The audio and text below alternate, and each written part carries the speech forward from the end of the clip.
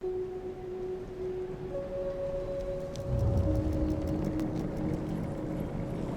a step back. Have you realized what's at stake? What is at stake?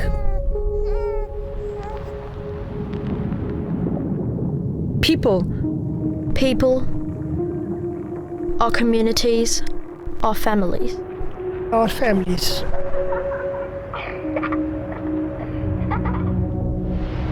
We are facing a climate crisis. We are facing a climate crisis. Emissions are still rising.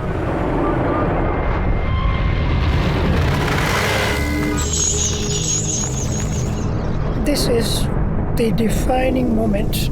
The defining moment. For all of humanity. It's time to step up. People all over the world are waking up and taking action. Citizens, politicians, scientists, activists. Joined together. Joined together. To create, to imagine. A better world. A better world. Where cities are fair and resilient. Where all people can thrive. Breathe clean air. Drink clean water. Clean water. This is a pivotal moment. Pivotal moment. We are acting. But we all need to do so much more. So much more. So much more. And we need to do it faster than ever before. Faster than ever before. Ever before.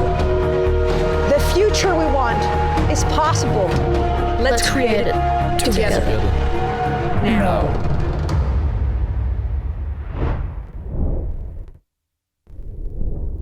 Your Master of Ceremonies for the C40 World Mayors Summit is Ms. Connie Hedegaard, a well-known Danish climate advocate, politician and journalist.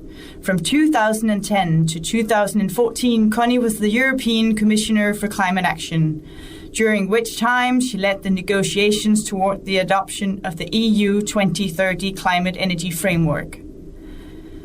As EU Commissioner, she was also responsible for the 2050 roadmap for moving to a low-carbon economy and represented the EU in the international climate negotiations. Connie is also an accomplished journalist with 14 years of experience in the print press as a TV anchor and as head of Danish radio news. Please welcome to the stage, Connie Hedegaard.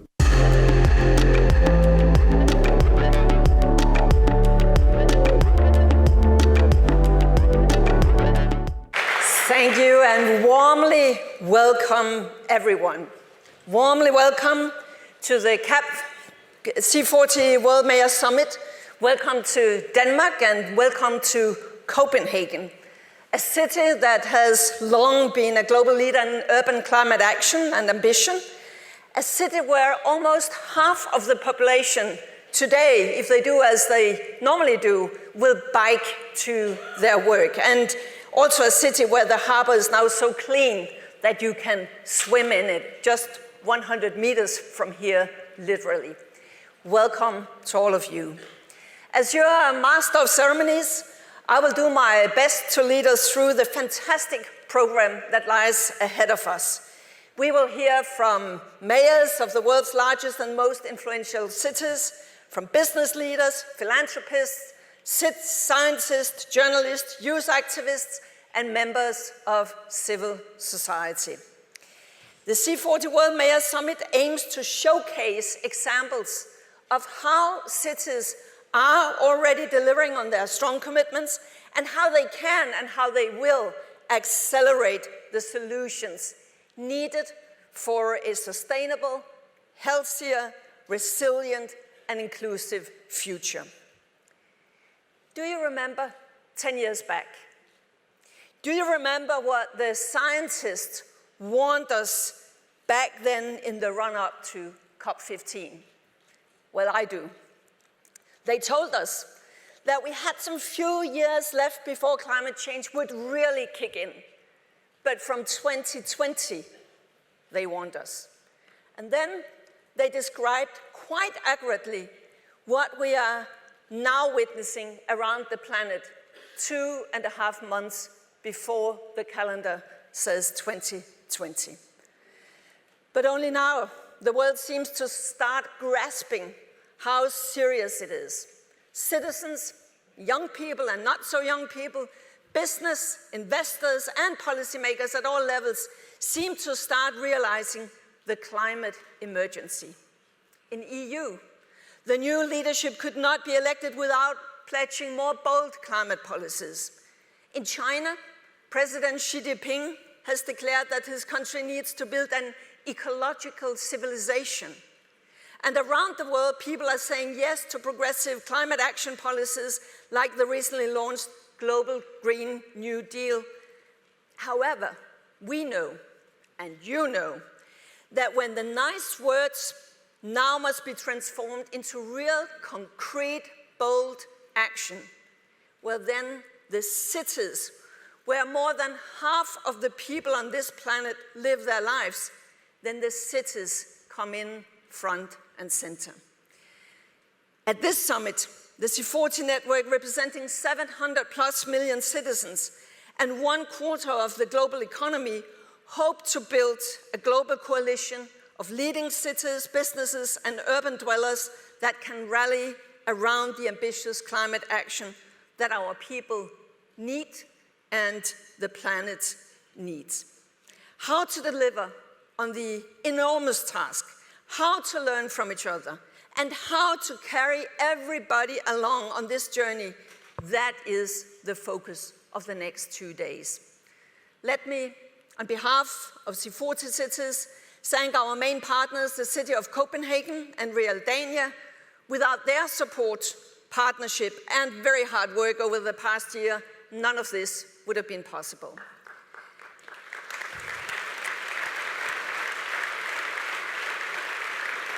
And I'd also like to extend a very special thanks to Grundfos, Novo Nordisk, Dell Technologies, Inca Group, Microsoft, Rambøll, Velux, Google, and Bernard van Leer Foundation for generous support towards this event. And then we are glad to have with us today also 2 main media partners, Politiken and Brut.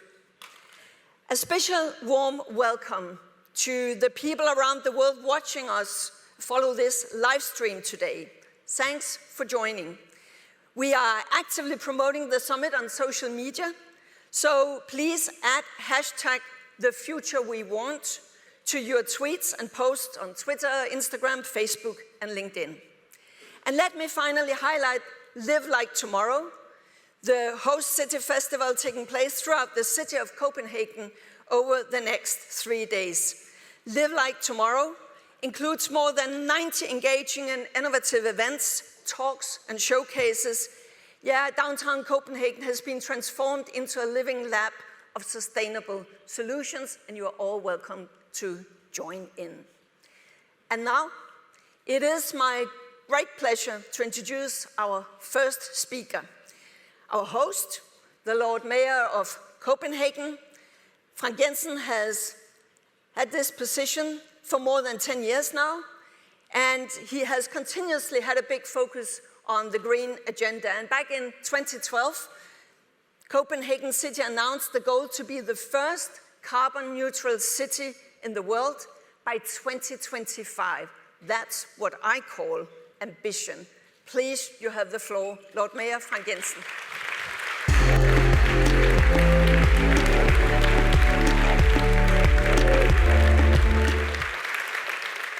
Thank you so much, Connie Hedegaard. Dear colleagues, ministers, ladies and gentlemen, welcome to Copenhagen and welcome to the C40's World Mayors Summit 2019. I am truly proud to stand here today. We have chosen to come together here in Copenhagen to show the world that the future we want is possible. I am very pleased to see all of you, mayors and representatives from cities, organizations, business and industry. You have all made a commitment to change, to act, and to build a green future. Thank you to the Executive Director of the C40, Mark Watts, And thank you to our chair of C40, my very good friend and ally, the Mayor of Paris, Anne Hidalgo. Thank you for your strong leadership, and thank you for giving us this summit and making this possible for us. Please give them a big round of applause.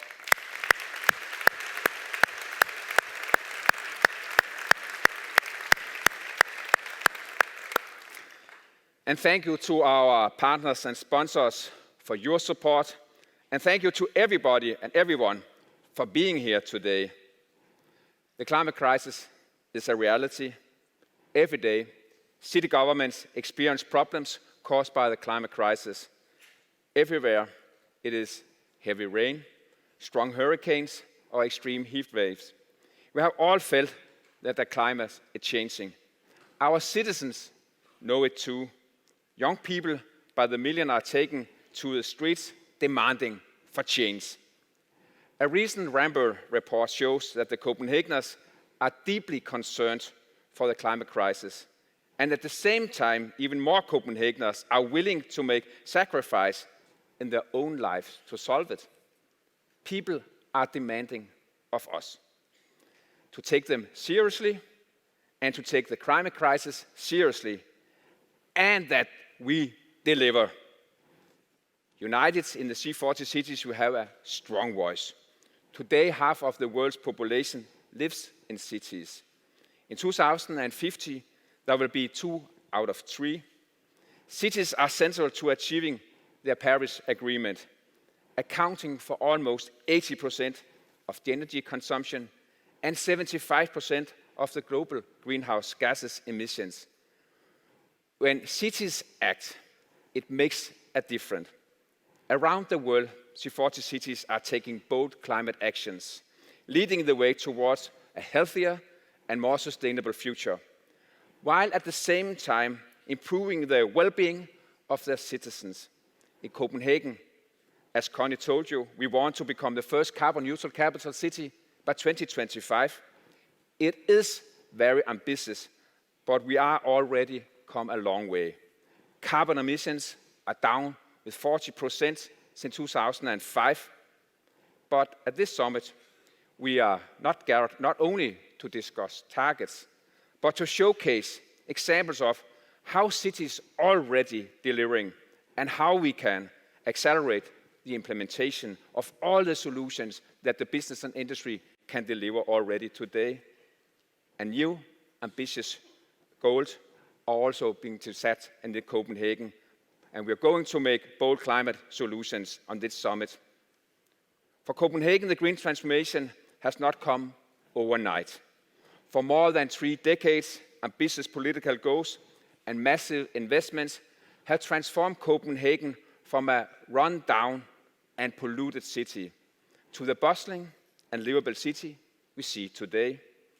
We have come a long way with our district heating system. 99% of all households in Copenhagen are linked to our very efficient district heating.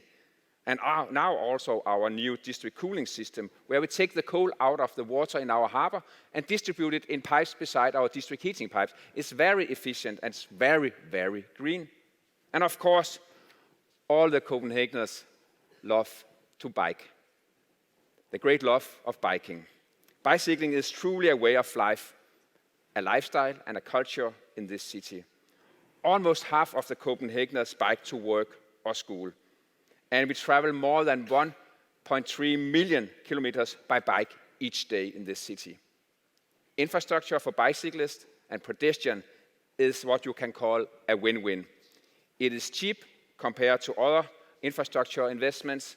It is clean, no emissions, no air pollution, and it is very healthy. We need more solutions like this on a global scale. And I'm happy to share Danish solutions with other cities and nations. Sharing is a key if we want to succeed. We must learn from the best and worst example in other cities and adapt them to local conditions.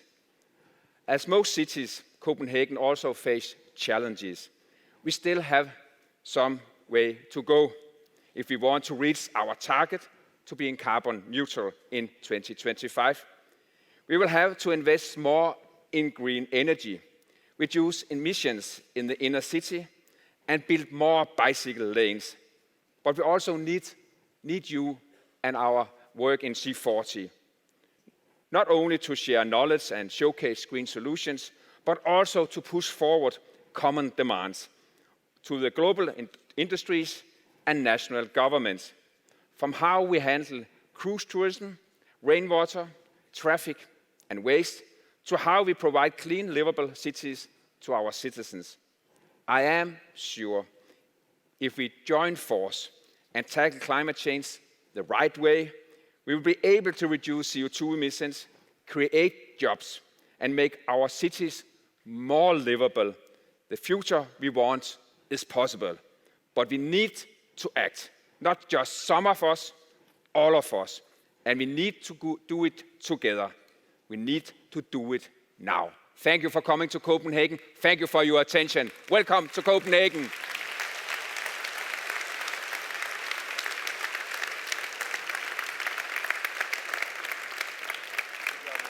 Thank you so much.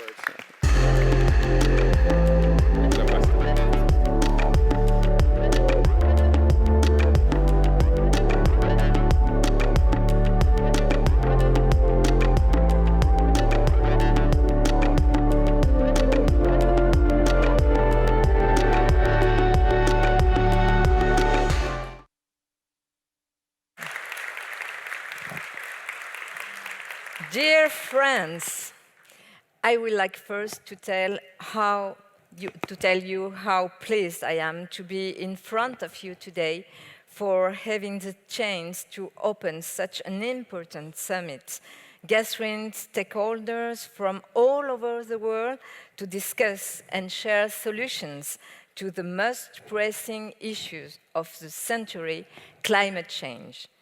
I want to express my gratitude to Lord Mayor Jensen. Dear Frank, thank you for hosting this event in this beautiful and so inspiring city of Copenhagen. It makes a lot of sense to be hosted in a city that carries a strong vision and a purpose, innovating through the lens of sustainability. Frank, it is under your leadership that Copenhagen has ensured to its citizens a real quality of life. Applause for our friend. Thank you. Organizing this summit of this size about the crucial subject of our time is a great signal we are sending to the rest of the world. And I would like to take this opportunity to thank the business partners who made it possible. Thank you for all my colleagues. Special thanks for you, Eric, but we have to talk after about the button. We are here more than 2,000 people in this room today, but why C40 and its summit are so important? Because 3 years ago in Mexico City, we announced the Deadline 2020 program, and we told the world we were aiming to limit temperature rise to 1.5 degrees. It was the greatest ambition of the Paris Agreement. Now, more than ever, our organization is essential to create the conditions to reach this goal. C40 is a forum of dialogue where we share our best practices and where we get inspired from our colleagues. The C40 Summit has become a key moment for the global climate agenda because cities are currently doing what must be done to accomplish with the targets of the Paris Agreement. We are today more 100 cities in the Deadline 2020 program. We share a common goal and vision about the future of our society. It means something. I would like to compliment all of you for the dedication and the efforts you put in delivering on the commitment you have taken. Applause for all the mayors in this room.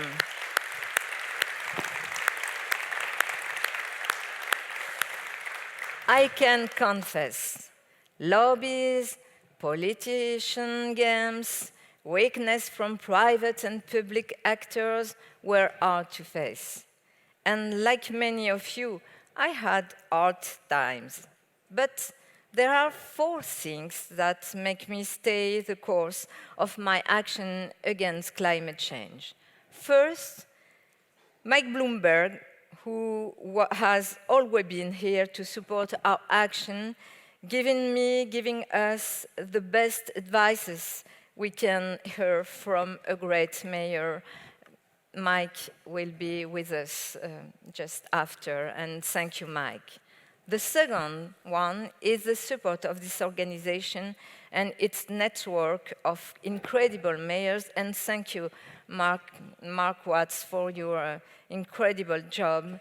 The mayors which shows the world we are not alone when we are in the C40 network. 3, it is my personal responsibility in relation of the Paris Agreement, which bears the name of my city and forces me. Finally, it is thanks to the unfailing and constant support of the citizens, especially young people, that we have been able and will continue this fight. For those reasons, our organization must prosper and continue to get fully involved to tackle the issue of climate change. It is also my duty today, as I am the chair of this organization, to face the reality and to carry a clear vision regarding the world situation. The truth is, despite our action, the climate emergency still exists and is even getting worse. Today, we stand on a crossroads in human history, the sort of crossroad that makes the difference in billions of lives. We see the millions of displaced people in the world leaving their home for a brighter future. We see natural disasters getting more frequent and more violent. We see the poorest people being the first affected in our cities, and at the same time, we observe the awareness in our cities through the increase of the climate movement. Young people are speaking up. We have all been inspired by the Friday for Future movement. The youth everywhere in the world is speaking to us, to political leaders, so that they make sure we take our responsibility before it is too late. We want to share a message of hope with the citizens, and especially the youngest generation. We hear you and we agree with you. You are speaking the truth. The present economy is not serving humanity. Our current economic model is accountable for today's destruction, encouraging consumption, single-use products and individual car journey, waste of energy. All of these issues will be at the heart of our discussions and acts during the coming days. The benefits of our actions have been proven, and we will follow high objective. We are here today at C40 Summit to demonstrate that the future we want is possible and we can build it together. Lastly, I would like to quote a French president and former mayor of Paris, Mr. Jacques Chirac, who passed away 2 weeks ago. In 2002, he said, "Our house is burning and we are looking the other way." And I would answer him today, we decided not to look the other way anymore. Thank you very much.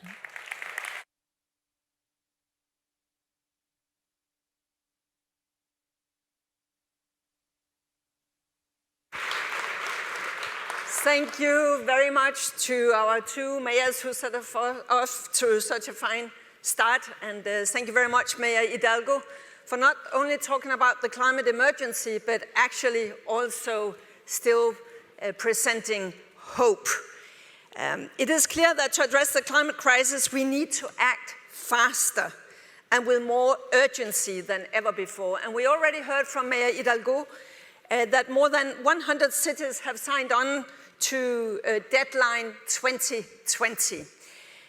Our next speaker will now give us an overview of how C40 cities are moving the needle on climate action and on what lies ahead if we are going to achieve, when we are going to achieve the daunting task of rapidly reducing emissions by 2030. Mark Watts has served as Executive Director of C40 since 2013, during which time the organization has grown from 63 to 94 cities around the world. And Mark is now heading a fast-growing team of more than 200 staff in supporting bold collaborative mayors to demonstrate that tackling climate change will deliver economically stronger and more equitable cities. We're very, very keen to welcome on stage Mark Watts.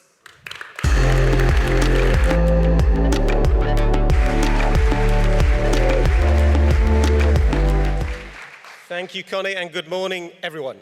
And indeed, a big thank you to Mayor Jensen for hosting us in your wonderful city. I couldn't think of a more appropriate place to get together to talk about the future that we want. And also, I'd like to pay tribute to Mayor Hidalgo. It's been such a privilege to serve you for the last 3 years of chair of C40. Thank you for your leadership and your vision, but most of all, thank you for your bravery, your determination to create clean air in Paris and to face down that pollution lobby that has opposed you at every step. I think is both a sign that the tide is turning, but also it's a signal to all of us that if we really want to avert climate breakdown, then we've got to be prepared to fight for it. So, as Connie said, it's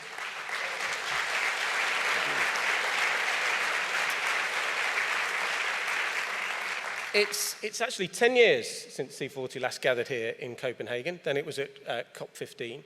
So that feels like an appropriate time to take a look at how we're doing on delivering against the targets that we've set ourselves. But first, just to put that in some global context, and unfortunately the news that greenhouse gas emissions continue to rise. Indeed, half of all the human-caused carbon pollution has been put into the atmosphere since 1990. The last time that emissions that were this high, human beings didn't exist. So those incredible young climate leaders who've been out on the streets are right when they say to us that we're in a climate emergency. And you only have to look around C40 cities to see the evidence that 1 degree of global heating is bad enough. 92%, 9 in 10 C40 cities experienced flooding last year. Cape Town narrowly avoided day zero running out of water, but already a quarter of C40 cities are water stressed, and our analysis shows that within the next 5 years, 70% of C40 cities will be water stressed. And I think that is a signal that whatever we do on mitigation, we have to now put resources into adapting our cities to the inevitable consequences of the climate change we've already caused. Otherwise, we'll lose the capacity to cut emissions in the future. And yet, despite all of that backdrop, we see that intergovernmental collaboration on climate change is still being blocked by a small number of very powerful leaders in big polluting countries. And we've all seen on our screens recently the terrible consequences of that in the burning of the Amazon rainforest. But let's move to the good news now. The rest of us are all still in, and we know what to do.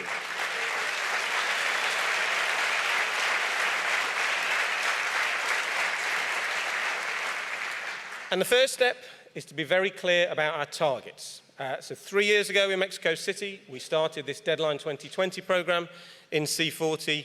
the commitment that every city, as a condition of membership of C40, will publish a robust plan for how they will stay within a carbon budget consistent with constraining global average temperature rise below 1.5 degrees. Some of you might remember that ticking clock from 3 years ago. We're not using it this time. It still gives me nightmares. But let's look at how we're doing. Are we on track? Well, good news. 12 of the C40 cities have already published their Deadline 20 compliant action plans, and 63 more have them in progress, which is great news and good progress, but of course it's not enough. And I very much hope that some of the mayors that have not yet made that commitment will do so while we're here this week. The next big target is that global emissions need to peak by the end of next year and then come steeply down. And the cities that you can see scrolling on the screen here have already peaked their emissions. They've been going down for at least 5 years. Indeed, half of all C40 cities are now on track to peak their emissions by 2020. Again, that's fantastic news, but it's not enough. We need all the large emitting cities in C40 to have peaked their emissions by 2020. And then the really hard work begins, because in the next decade, we need to halve emissions across C40. That's why we've put such focus on the big ticket declarations, the areas where mayors have most powers and can shift global markets. And I'm just going to run through some of those now.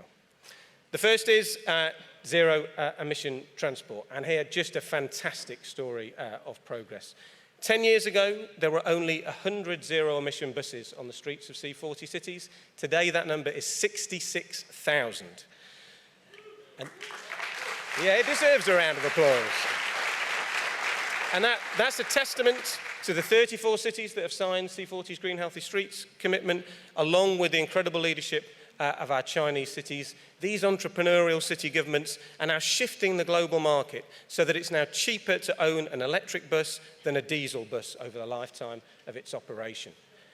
But again, it's not enough, and we need now to shift the remaining barriers so that all mayors, particularly the financial barriers, are able to invest immediately in electric and zero-emission buses so that all of our buses on our streets can be clean within the next decade.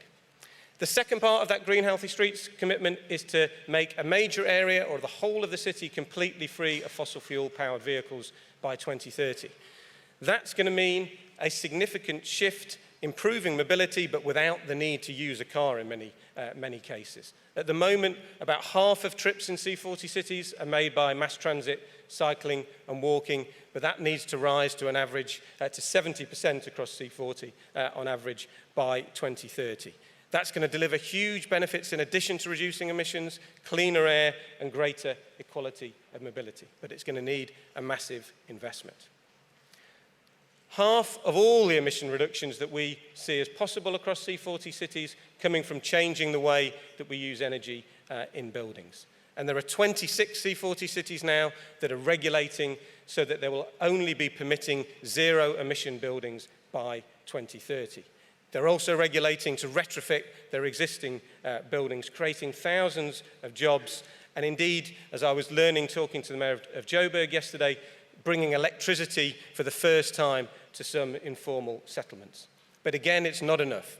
And to get every city in C40 to be able to make those same commitments, we need to remove the barriers, increase the powers so that mayors can do things like the mayor of New York has done with his incredible building mandate, changing that New York skyline so those buildings are retrofitted. And indeed, we need to look not just how buildings operate, but how they're constructed, which is why the mayors of Oslo, Copenhagen and Stockholm will be announcing a new C40 initiative on clean construction here this week. Waste really matters not just because of the emissions of methane from landfill or the pollution into the air from incinerating waste, but also because waste clogs up the rivers, it clogs up the drainage, it exacerbates flooding, and it causes the spread of disease. And that's why it's so important that the 25 cities that have signed the C40 Zero Waste Declaration will be, as a result of their actions over the next decade, rather than a business as usual 12% increase in the volume of waste going to landfill and incineration, there'll be a 30% reduction. But again, it's not enough. We need every city to be able to make that commitment. We need all mayors to be working, using their powers of regulation and investment and persuasion. to end the single-use culture and move to something closer to a circular economy. So these are the things that we've been really focused on for the last 3 years. There are a couple of new things that we'll be announcing here this week. I can't say much about them, but Mayor Sala of Milan is going to be announcing a new group of cities focusing on achieving a planetary health diet. And thank you to our amazing partners in EAT for working with us on that. And then a large group of mayors is going to be announcing a major new initiative on clean air for all in our C40 cities. So I've talked mostly this morning in terms of reducing carbon emissions. But that huge investment and shift in policy that's going to be necessary to avoid climate breakdown is also a once-in-a-century opportunity to fix an economy that's not only caused climate breakdown, but also results in huge inequalities across the world. And that's why we're also excited in the C40 staff that our incoming chair, Mayor Garcetti, has decided yesterday to launch a global Green New Deal programme in C40, so that going forward, everything that we do will be focused on environmental justice, but also social and economic justice together. I think that's an incredible record of success over the last 10 years. There'll be more of these smiling, happy pictures this week. It shows that there are political leaders in the world who are willing to act on the basis of science, and even more importantly, to collaborate and work together across the world, across geographic boundaries, despite differences of culture and economic development. And that's, along with the incredible leadership of young people, and there's lots of youth leaders from around the world here today, I'm delighted to say, that's what's keeping me optimistic. I think we've made amazing progress, but it's always what we do next that really matters. And it's what you do as the mayors and leaders of the C40 cities over the next 10 years, and what you inspire others to do to follow in your wake that could decide the future of humanity. I'm really looking forward to working with all of you to build the future we want, starting right here in Copenhagen. Thank you very much.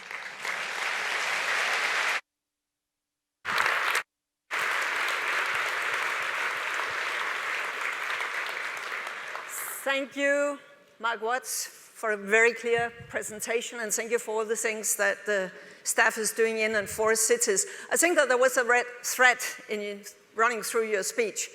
Time and again you said, but still, this is still not enough. And that is why the headline of our first panel this morning is Going Further, Faster. 4 mayors will now share both their successes and the challenges they face as they deliver on their deadline 2020 commitments. To moderate this session, we will have up here on stage now Jesper Nygaard, CEO of Realdania, will come up here to the stage, and our participants, Ajay Sowe, Mayor of Accra, Jenny Durkan, Mayor of Seattle, Joy Belmonte, Mayor of Quezon City, and Michael Müller, Governing Mayor of Berlin. Welcome, and the stage is yours. Welcome.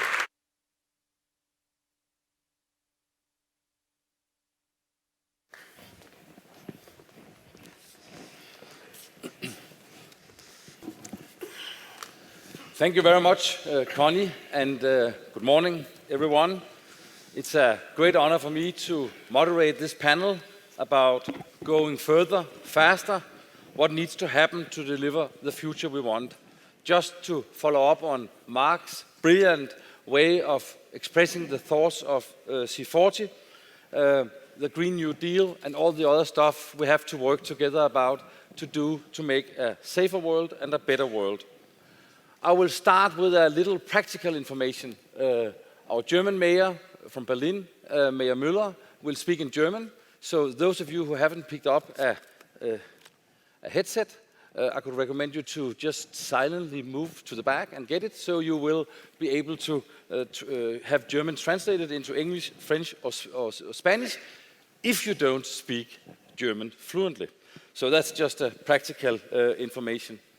As Connie said, my name is Jesper Nygaard. I'm the CEO of Realdania. We have the great honor of being one of the 3 strategic funders behind C40, together with Bloomberg and SIF.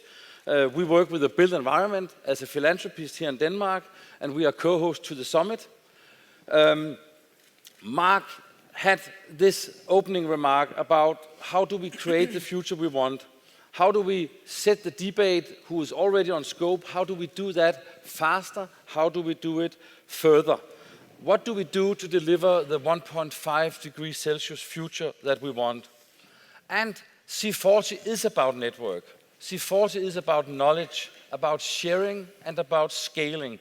So this panel will be about some concrete experiences. How can we learn from each other? How can we take stories and use them other places? How can we copy from each other? Both from the good stories and from some of the challenges we all have. Everybody here understands that the next decade in our lifetime will be about action. So we have to share some experiences. On the stage, I have 4 distinguished mayors. I have Mayor Sowar. Was that right? Right. Mayor Sowar of the great city of Accra in Ghana. He's been there since 2017. He's a social entrepreneur, and he represents the African mayors in the C40 Cities Steering Committee, our top board. Then we have Mayor Durkan from Seattle. She's also been a mayor since 2017, the great city of Seattle. She is a civic leader and former US attorney for the Western District of Washington. Thirdly, we have Mayor Joy Belmonte from the great city of Quezon. Is that correct? Quezon, yeah. Quezon. Quezon City, the largest city in the Philippines and located in the metro of Manila, the national capital region. Just elected mayor here in June, but vice mayor since 2010. So very experienced. And last but not least, our German participant, Mayor Müller from Berlin, the great city, one of our closest neighbors in Berlin. And he has been the governing mayor since 2014, and he's former president of the Federal Council in Germany. So welcome to the 4 of you, and shouldn't we start giving them a hand of applause?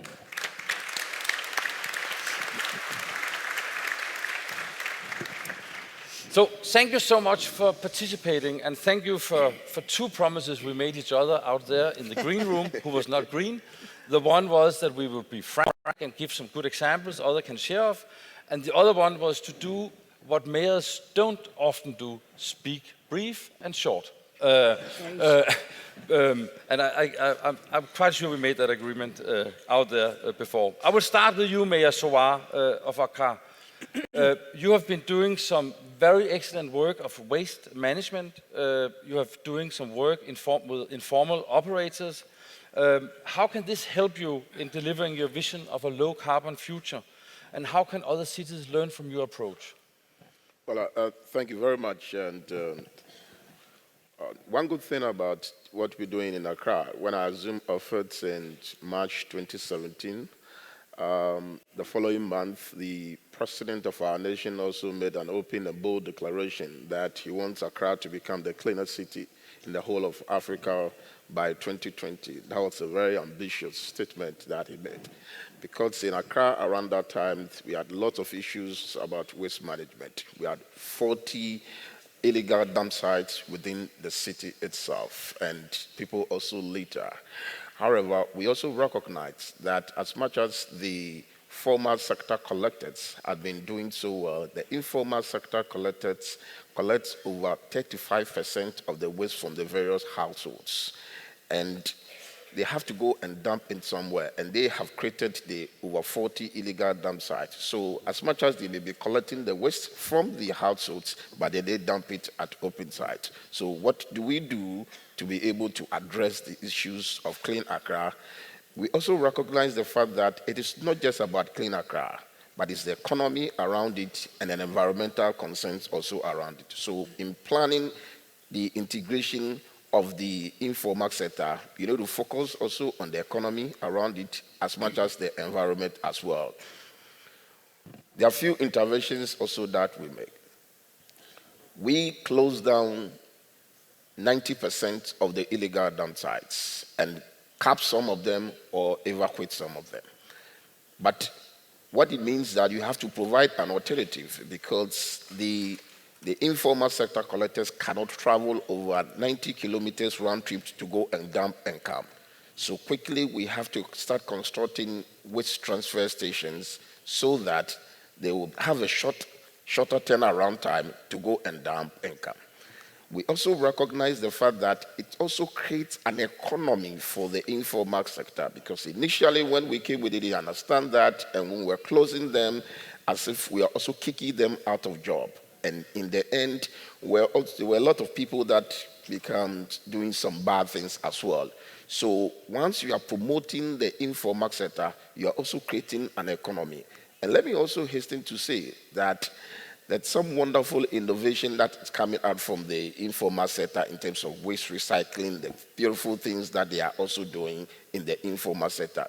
So the quick interventions that we put in place by recognizing the informal sector collectors, by so doing, we are evacuating all the waste and they are doing the recycling, and you will not be finding the waste also on the streets and the heaps of refuse that we usually found on the streets of Accra. In fact, we had mountains of refuse in it.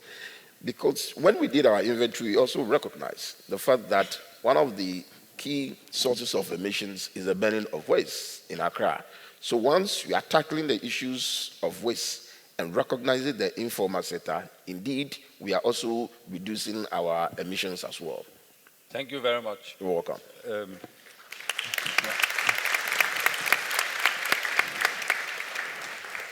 Very interesting knowledge sharing and very good example. And when I get back to you in the next round, could you say just prepare something about involving citizens? And sure. It could be very interesting.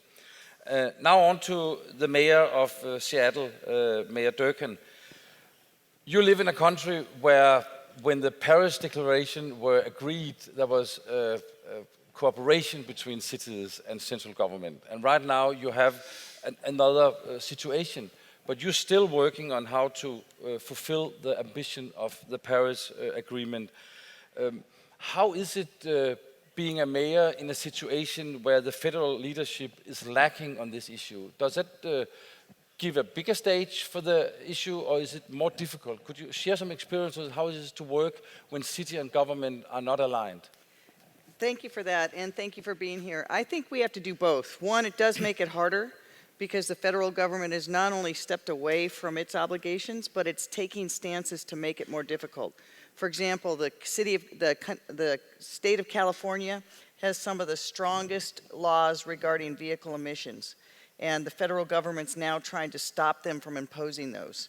And so we have to both fight the federal government, but then we also know that it also in some ways liberates us, because we can't meet our goals unless cities act together. And that would be true whether or not the federal government was acting, because as we heard, most people will live in cities in America, so we have to take steps in America. So I think it has forced and galvanized the mayors of America to come together and say that climate is not a partisan issue. It's not Republican or Democrat, it's about the future of our planet, all of our planet. And so I think having the President Trump take such a strong stance against climate has been terrible in many regards, but it's been good because it has said those who can act must act.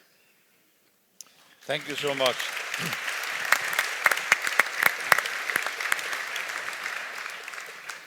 It's a very important and interesting way of saying it, that climate is not politics, climate is for humanity. Exactly. Makes agenda much more broad. And I think you said, yesterday I was able to participate in the youth panel, and I think that that is also the future hope. We see youth coming together worldwide in a way that they haven't been galvanized by other issues. And that only makes us act, it also gives us hope. So I'm very inspired by youth, and now we have an obligation to show them that we adults can really meet what they need. Yeah. And it's going to be interesting to see that when the youth have taken over the City Hall of Copenhagen, that all these decisions they take today and all these advices they will give to the Lord Mayor, if he's going to implement them. That's going to be, we will follow that in the next week, Mr. Lord Mayor. And then on to you, Mayor Belmonte from Quezon City. Could you say something about your very, very interesting discussion and and initiatives about ban on plastic bags and the no segregation, no collection policy you have had in your city. What has been the main challenges doing that, implementing that, and what will you think if you look 5 or 10 years ahead in future, what will this law have helped to transform your city? Well, in 2009, we were surprised to have had 3 or 4 days of incessant rain, never before experienced in our country, specifically in our city. And our floods were terrible at that time. But what surprised us is when the floods subsided, everything was filled with plastic. So then we realized that the canals, the waterways were all clogged up with plastic, which was one of the causes of the floods, in our city. So when I became the vice mayor, one of the first things we did was to pass a law, first regulating the use of plastic bags. And we didn't want to do things in a drastic way because we wanted to do things gradually. And that was accepted by most people. And then I'm happy to say that just last month, we passed a measure totally banning all plastic bags in our city, and not only that, but also banning all single-use plastic bags. And the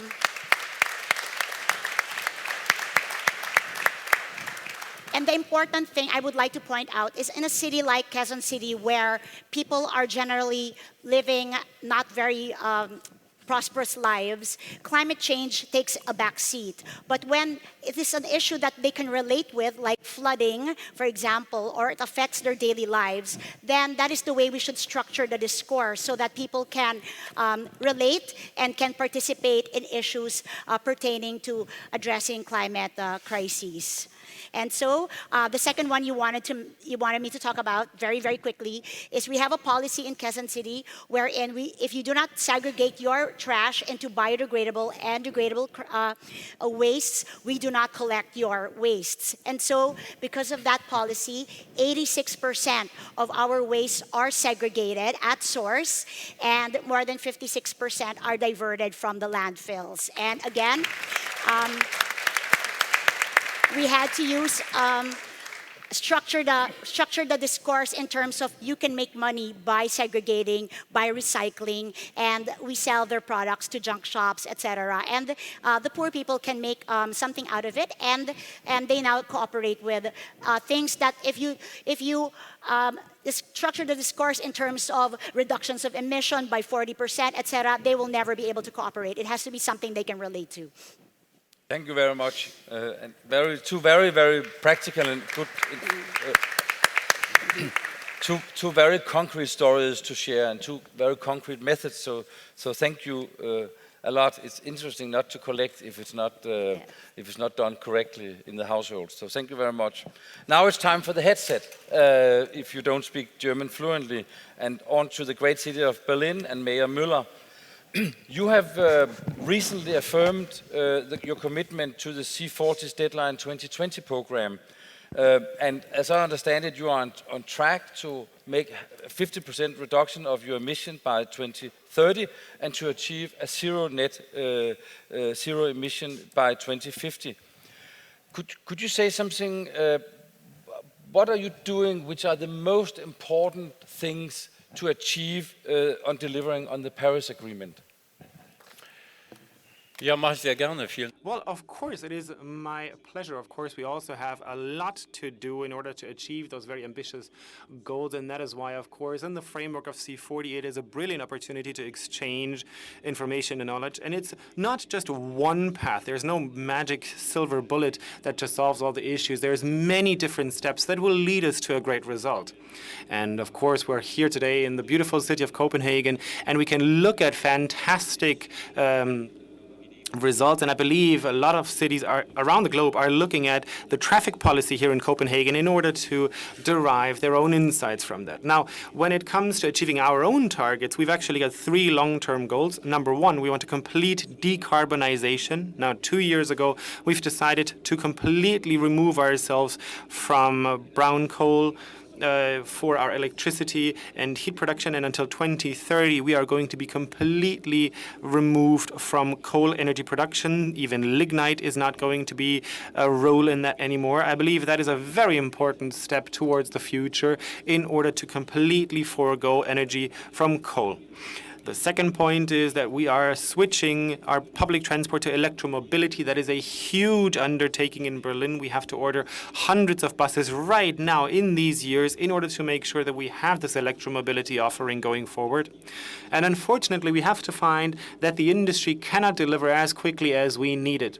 Now, I assume this is going to be true for many mayors here, that we would do things much faster if we actually had the right answers from businesses and industries. And I do hope that this conference will make sure that we can create an additional pressure, that we can drive technical solutions in order to make sure that we get somewhere with our cities. And the third point is that until 2030, we want to have at least 25% of our electricity production derived from solar power. And only by expanding solar power on public buildings, on roofs and on the sides of the buildings of the city of Berlin, if we do that, this is going to contribute hugely, and of course it also requires lots of investment. Now, maybe just one short-term measure at the very end. If we're talking about public transport, and if we say that it is so crucial to achieve our climate targets, if it is so crucial to reduce individual traffic, then of course we have to make public transport more attractive. And that is why we are currently step by step introducing a very affordable pricing system. Children and students in Berlin get free public transport. For senior citizens, for people who receive social benefits, for trainees and interns across different companies, so for young employees, we have particularly affordable, particularly social pricing systems, and we're going to introduce a 365 euro ticket. You might know it from Vienna already, where basically you can just have 1 euro per day that allows you to use every public transport available 365 days per year. So with 1 euro per day, you can be mobile without having to use your car. And I think that is a very attractive offering in order to make sure that you don't need to use your car.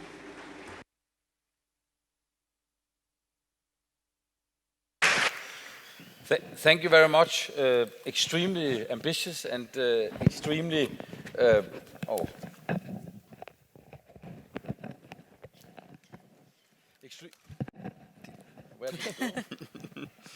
extremely ambitious and very, very interesting to hear about.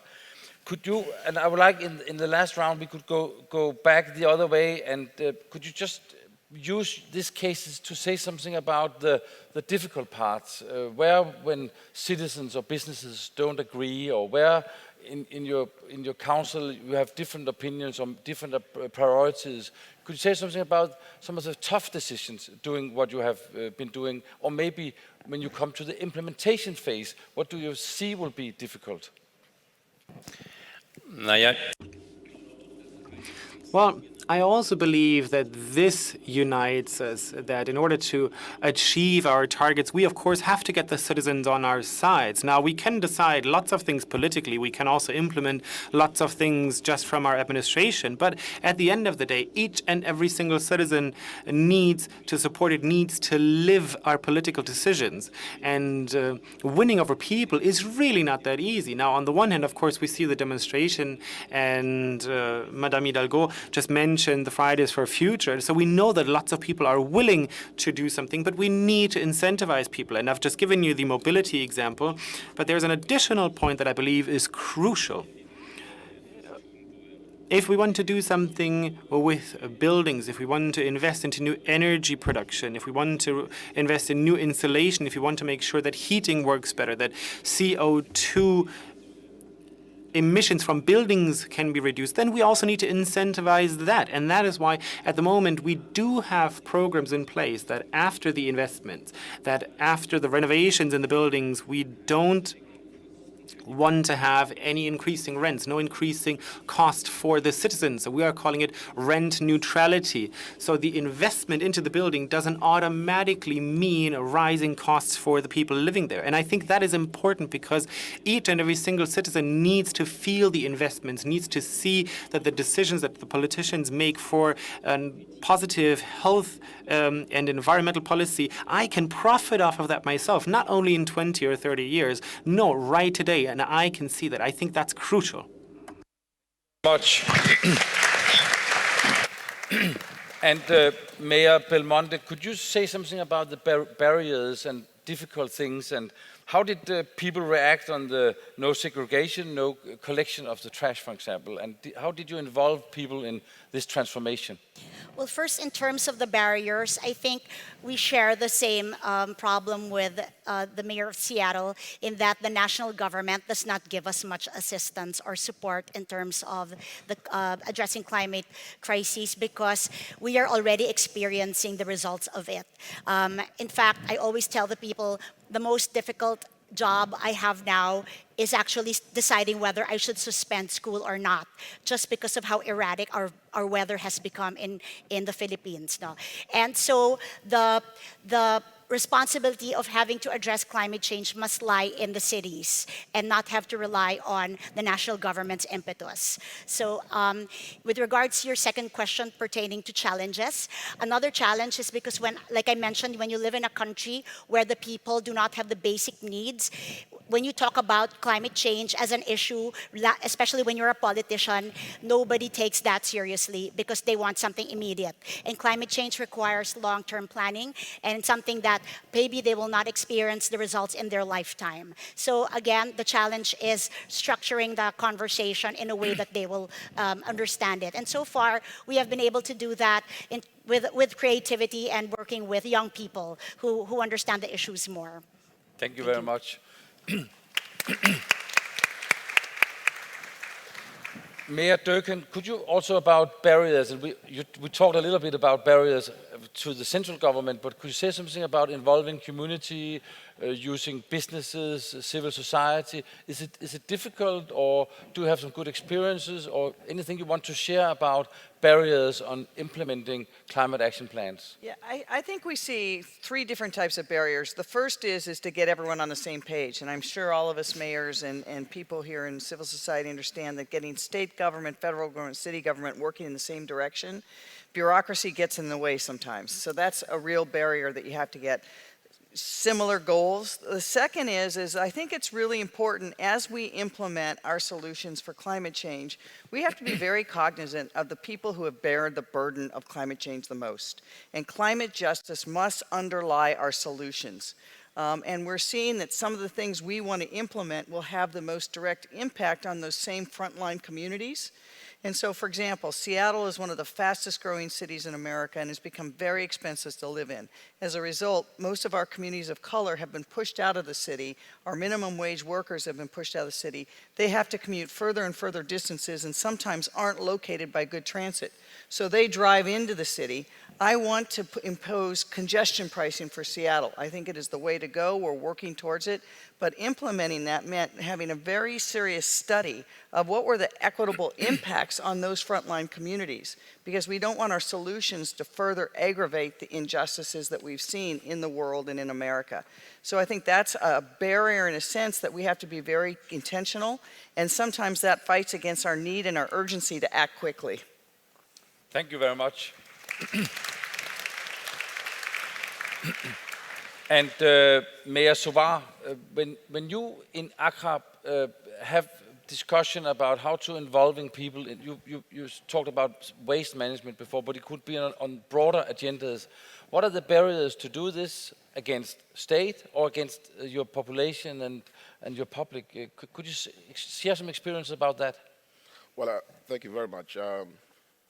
One of the key barriers is the fact that people do not want to pay for waste services.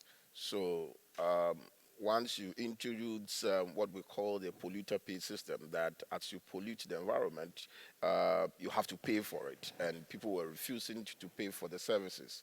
And the fact that the local authority the city authority is the one providing the services, they assume that once you pay for property rate or you pay for something else, it means that inherent in the bills that you've supplied to them, they are paying for the waste management, which is not entirely the case. The second challenge also is the fact that the big contractors that we also offer them the franchise to collect the waste, they are also seen by the same general public that they are doing the service for and on behalf of the city authority. And for that matter, people are reluctant to pay.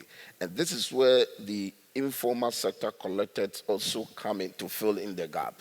Indeed, the informal sector collectors, what they do, they are able to assess the waste very quickly and on time at any point in time. So they become more reliable, they are offering more reliable services and the flexible payment terms more than the big contractors as well.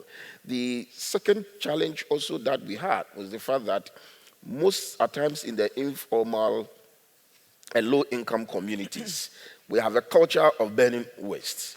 You generate your waste and you have to burn it. And that's the way we dispose of waste. And how to transit from the culture of burning waste to rather keeping the waste in a receptacle for the collector to come was also a major barrier. And we took drastic steps by making sure that people should not burn waste again. And finally, on the same score, then we have to provide receptacle also to them. And that's why, especially in the low-income communities, we are providing them with receptacle bins so that the informal sector collectors and the franchise holders will also come and collect it. So we are meeting them halfway, whilst they are also changing their culture of storing waste instead of burning waste. Thank you very much. And this will conclude this session. Thank you so much for sharing your stories. Thank you so much for taking time to being in Copenhagen and share your stories. Please interact and get more information from these people and from each other during these days in Copenhagen. And I just want to end by saying, we know we have to do this. We know how to do it, even though businesses can't deliver everything right now, but we know how to do it. We just have to do it, and we have to do it now. So this was a panel discussion, a panel of hope, just like the moderator, Master of Ceremony, Connie, asked for. So please use the knowledge. Thank you for us. Thank you.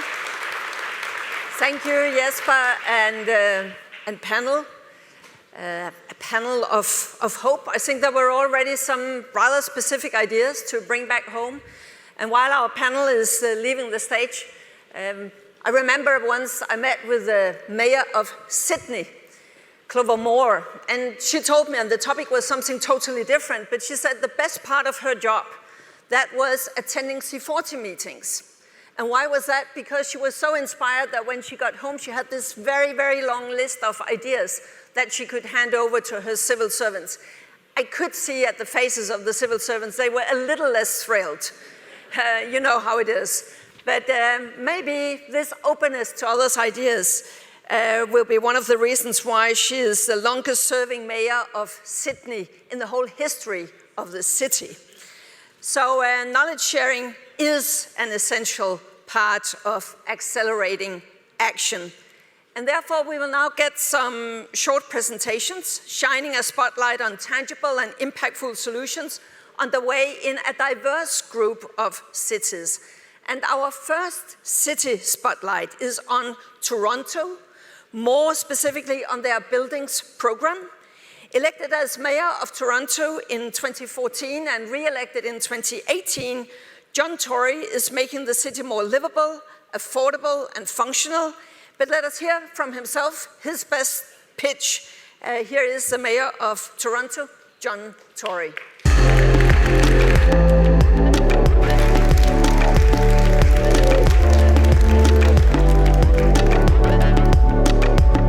Well, good morning. Bonjour. May I say at the outset that last week the City Council of Toronto joined many of you in declaring a climate emergency, and the resolution was passed by the City Council unanimously, and I was proud to co-sponsor it with Councillor Mike Layton, who is here today, supported completely by Deputy Mayor Michael Thompson and Councillor Jennifer McKelvey, who are also here. And I think it was meant to indicate, as many of you have, a commitment that we have to tackling climate change, to standing together. Nous allons travailler ensemble comme nous le devons si nous voulons régler le problème urgent comme le voudraient les gens.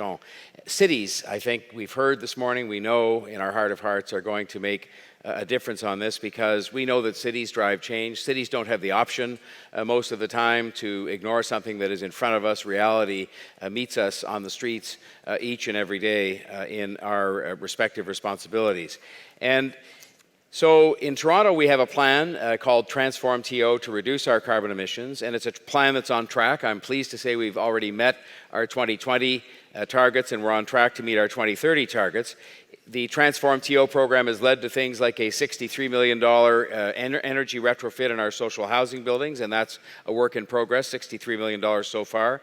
$500 million raised through two of Canada's first municipal green bond issues to go towards green projects like transit retrofits, like investments in cycling infrastructure. But we still confront the two biggest challenges that many of you face, the two biggest sources of emissions, transportation and building related. Transportation represents 38%. I think there's a misapprehension on the part of a lot of people in our city that it would be first, but in fact it's second at 38%, buildings being first at 52% of overall GHG emissions for the city. While other cities have tools at their disposal, as we heard earlier today, legislative tools, we don't. And so we've had to do something else that is more collaborative in nature, as cities often have to do, and that is why I want to talk to you about the Green Will Initiative.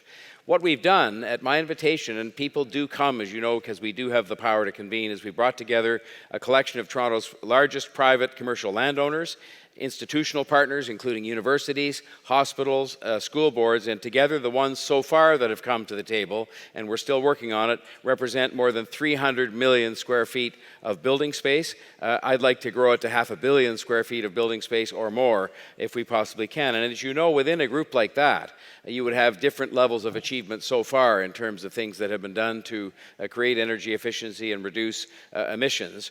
So we've got a program with 4 stages, the first being auditing and benchmarking so that we can measure what we're trying to reduce. Then we move on to retrofit capital planning, and that includes us helping to provide a range of services, us meaning the city, including business case support, pursuing financing and advocating to other levels of government for major retrofit initiatives. And then the final stage, which is continuous improvement. And what we're going to be doing is setting 5-year incremental targets along the way so that we can actually measure as opposed to leaving it all to measure until the end, with a part of the key being to share knowledge and to share best practices. A lot of those who are in the larger parts of the private sector building owning fraternity have already done quite a few things, and they have practices, they have procurement, they have other things they can share, with the objective ultimately of making sure that that person who owns the small 3-story medical building as a family investment also is able to join, because as we all know, there are thousands of those buildings that have to be brought into this task as well.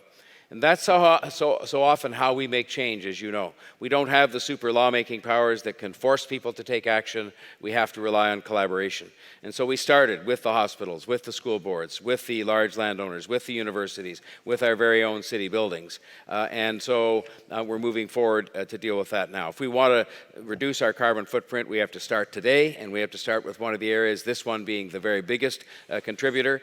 And I will just say to you that I know I speak for my council colleagues and for all the people of the City of Toronto in assuring all of you that we are there, that our determination will remain absolute going forward, and that I look forward to reporting to you at a future summit on the progress that we've made on this and many other initiatives that we're taking going forward. Thank you very much. Merci.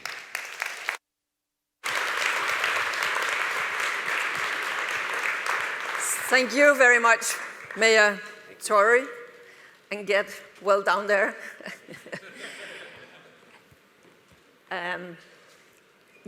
Mayor Tory really kept his time, but I also think that he kept the translators quite busy. But thank you very much. Our next city spotlight brings us to China. that is to Hangzhou, home to around 10 million people and a leader on low-emission transport.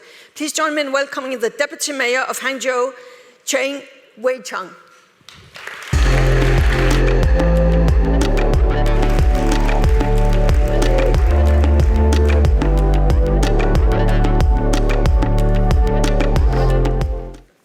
Dear colleagues, ladies and gentlemen, friends, good morning. It gives me great pleasure to meet all the old and new friends at the summit and share Hangzhou experience of green transport. First, we are speeding up the renewal and operation of clean energy vehicles. Since 2007, Hangzhou Public Transport Company has extensively upgraded and commissioned various types of clean energy, energy-saving, and new energy vehicles. By the end of 2018, the rate of vehicle exhaust emission of 5,050 buses running in the downtown Hangzhou reached 100%, cutting down fuel consumption by about 61 million liters. We have also rolled out Hangzhou Action Plan for better air pollution, which future expects that by 2021, the city's buses, taxis, coaches will all be replaced with new energy vehicles. Second, we are vigorously developing urban slow traffic system. Hangzhou has the world's largest public bicycle system, sharing system. Since its operation in May 2018, we have launched a total of 105,230 public bicycles, providing a maximum daily rental service of 473,300 and a combined rental service totaling 983 million. The distance traveled by rides is equivalent to over 70,000 cycles orbiting the Earth.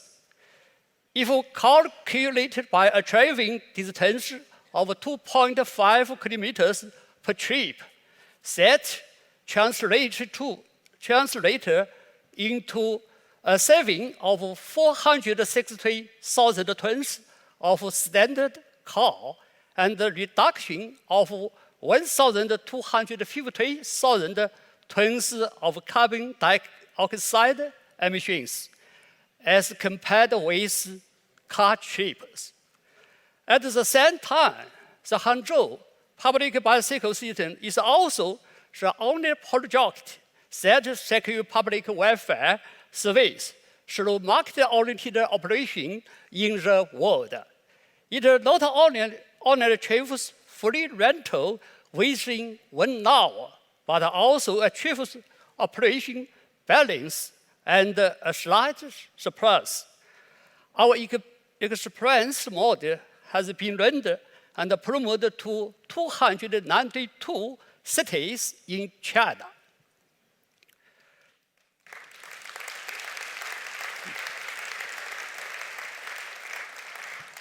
Third, we are exploring new modes of smart transport based on the 3 platforms of big data, computing, and calculation of Hangzhou City Brain. We carry out big data calculation on the city's 80,000 intersections, 3.5 million passengers travel, and 50 million bus routes. We introduce diversified, personalized, and accurate smart bus service through optimizing the design of stop location, route direction, the first and the last shift time, and the departure interval. Efficiency of bus service, such as passenger traffic and traffic speed, have been gradually improved. In 2018, the share ratio of public transport in downtown Hangzhou was 41.8%, and an increase of 10.6% over 2012. Dear colleagues and friends, we will accelerate the integration of the three networks of rail transit, conventional public transport, and slow traffic. Strive to build a transport system that is of quality, green, smart, and safety. This is the goal and the only way for urban public transportation development. We are willing to work together with all participating cities to deepen mutual understanding and strengthen cooperation, to promote the high-quality development of public transportation, and to create a better city life with a more smooth transport of citizens. Thank you.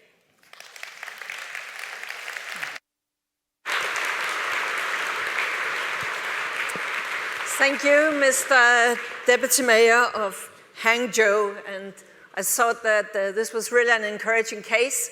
And for those who have been to China recently, a lot is happening in China on mobility. So it was really an inspiring case. Thank you for that. Now, our final city spotlight in this round is focused on a city delivering innovative solutions around waste management.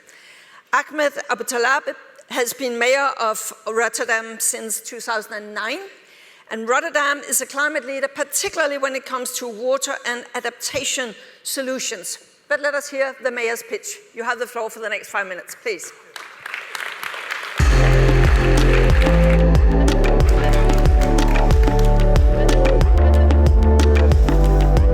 Good morning. So Ahmed Aboutalab is a typical Dutch name, isn't it? I'm an immigrant and live in the Netherlands for 45 years, a mayor. So a small opinion poll. Do you know where Rotterdam is? Please raise your hand. Oh, I have a lot of friends. Thank you so much. It's a pleasure to share some new solutions with you today.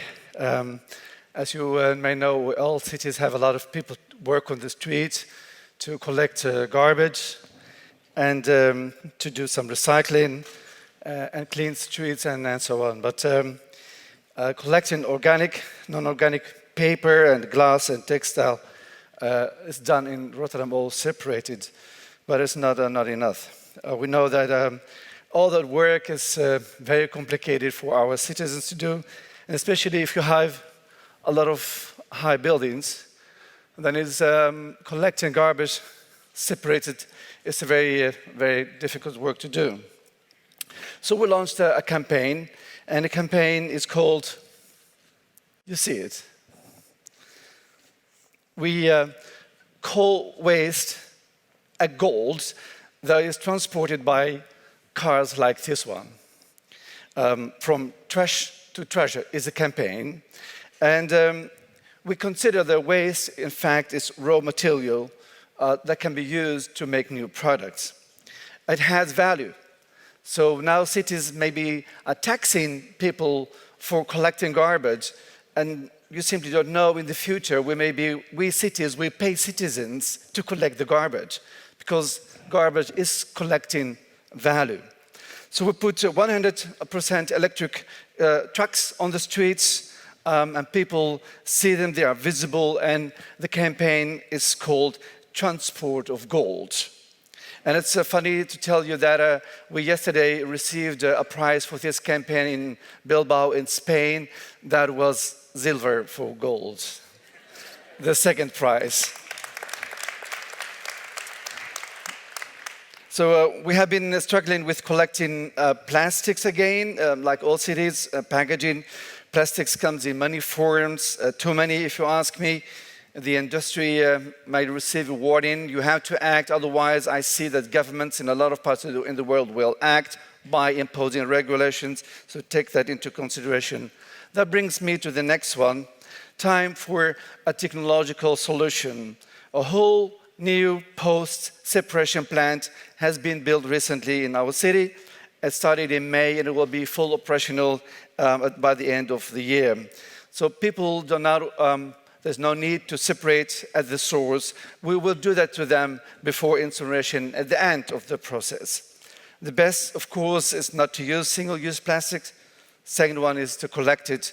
And a third one is a technological solution like you see here. So this is a big-scale technological solution. We also, of course, support, like all cities, smaller experiments. Then the next slide is a very sophisticated one. Two students had to think about a graduation project, so they decided to try to change leftover food in the market to make products out of it. They collected food waste on the market at the end of the day and managed to transform this into durable leather-like material like this. So this is probably made from tomatoes. And they are a success. They started a company called Fruit Leather from Rotterdam. They not only make bags, but also book covers and even shoes. Ladies? A good idea. So if you don't succeed in Milano, go to Rotterdam. So this is not one solution, of course, to do this type of work and to deal with waste. I'm really keen in learning for a lot of other solutions that I expose here today. And we need, of course, to learn from our experiences, from our successes, but also from our failures. I have been traveling a lot and have been seeing wonderful solutions in a lot of places in the world, like last 2 weeks in Medellin. Our colleague, the mayor of Medellin, is here, how people are using plastic bottles to charge the card for traveling using the subway. So fascinating. 45 small bottles are enough for one trip. So it's another way of dealing with waste, and a lot of experiments in the world. I think that experiment exists also in Italy. So we have to learn from each other. That's why Rotterdam is nominated for organizing the ISWA Congress. Next year, the ISWA World Congress will be 21, somewhere in September. So look on our website in the city of Rotterdam. So thank you for listening to me and inviting me to share some solutions with you. Thank you much. No. Thank you. Thank you so much. And now we learned about tomato shoes. It's a competition to Louboutin or what? There are too few women in the room, I can hear. But thank you again to those three mayors for sharing the experiences and innovative solutions. And think how much faster we could scale up if we were better at building on each other's practices and what has already been done in one place. And that is why the topic now, I think somebody thought about this program when they made it, that the topic now is collaboration. How we can collaborate much better. We will now have a conversation between a diverse group of business and city leaders to advocate for exactly that, a collaborative approach where everyone work together through diplomacy, public-private partnership, citizen engagement, what have we, but work together in order to reach the level of ambition needed to tackle the climate crisis. And to moderate this session, it's a great pleasure for me to welcome up here as moderator Kate Hampton, CEO of the Children's Investment Fund Foundation, and by the way, also a very good friend and supporter of C40 and also of this event. Welcome up here, Kate. And you will be followed by your panelist, Mads Nipper, Group President and CEO of the Grundfos Group, Naoki Ishii, CEO and Chairperson of the Global Environment Facility, also known as GEF, and Valérie Plante, Mayor of Montreal. Welcome and enjoy the debate.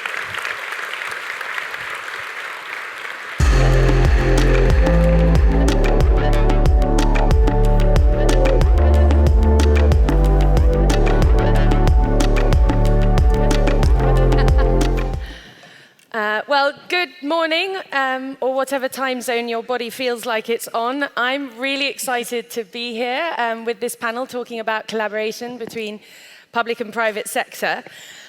We've heard this morning about the amazing commitments that C40 cities have made to take their fair share of the Paris Agreement. But we also know, because of C40 research, that 80% of the actions that need to be taken are going to involve collaboration with other actors, and that's what we're going to talk about today. And whether it's energy, buildings, waste or transport or any of the other things that we've heard about, there are amazing companies and cities collaborating together. We also know that very few cities are actually able to borrow from the state. Only 1 in 5 C40 cities, and only 1 in 4 can issue municipal bonds. So we're also going to talk about access to finance on this panel. We know that many businesses around the world are already prioritizing climate change along with our cities, and can set a great example for national leaders. So we're going to hear from Mayor Plante today, as well as Naoko Ishii from the Global Environment Facility, and from Mads Nipper from Grundfos. So I'm going to ask you each a question. We've cooked this up in the green room, so it should be interesting. And then we'll have an opportunity for a bit of a discussion. So, Mayor Plante, I've been learning backstage about the work you've done on transport. Can you give us some examples of collaboration that have made that possible, please? Yes, absolutely. I'm so glad that I was invited to talk about how do we work all together, because collaboration is key if we want to fight climate change. And I was at the UN 2 weeks ago, and Montreal shared the objective of diminishing our emission by 55% by 2030, which is quite ambitious. And so transportation is a huge place where we need to act on. And I could give you many, many examples of what we've been doing, because time is clicking, of course. But one of the, maybe I give you a very specific example, is that in the downtown Montreal area, so Montreal is 2 million citizens, or downtown core is quite busy, of course, but there's also a lot of people living downtown, which is great. And we were having trouble with everything related to delivering. We know that with the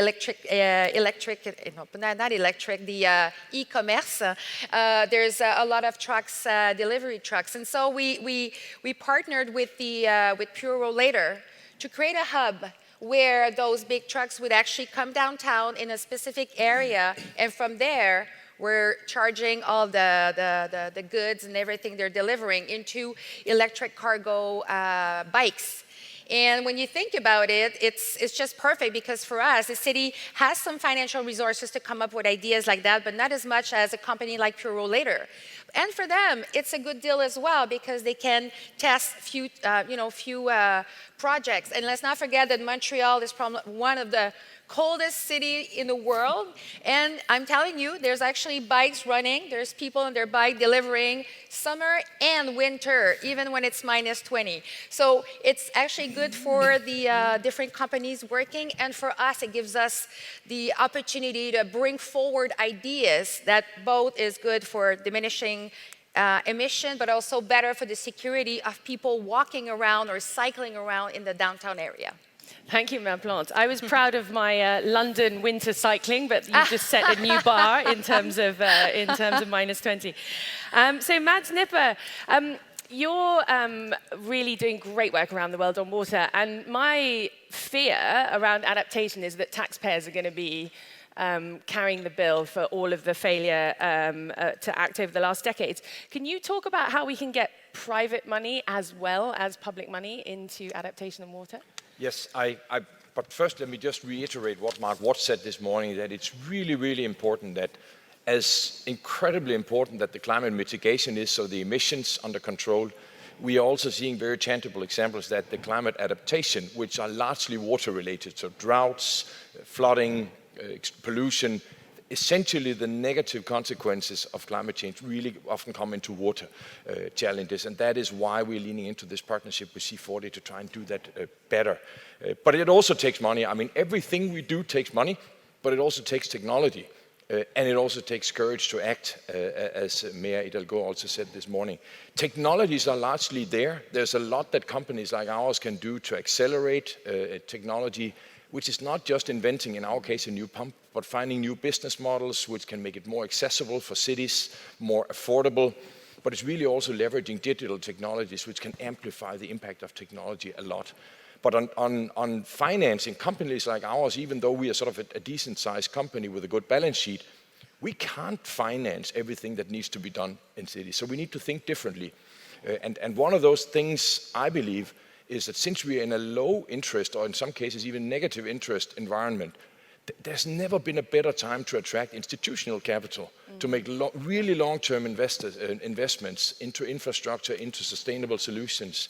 And I think we're at the brink of a unique opportunity for civil societies, for institutional investors, and for companies to come together to work to create these innovative financing solutions. Thanks. And what a great window it is. Let's make sure that we answer the call of our young people and rise to the challenge. Noko Ishii, it's lovely to see you again.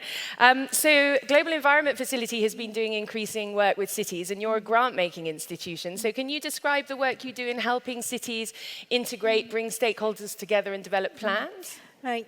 Like a typical intergovernmental multilateral public institution, we tended to work more with national government. But for the last few years, we really come to understand that in order for us to fight against the climate crisis, we really need to work with cities more directly. So that about 4 or 5 years ago, that very much inspired by you mayors, and but also that working closely with C40 Mark Watts and ICLEI and WRI, we, the GF, have created global platform for sustainable cities. And the purpose of this is basically to let us work much closer with cities, and also not to do very small projects in a fragmented way here and there. We really would like to work with city leaders to help them do much better integrated, sustainable planning so that you could actually do the project here and there. So that was the idea. So this program has actually several the elements in it.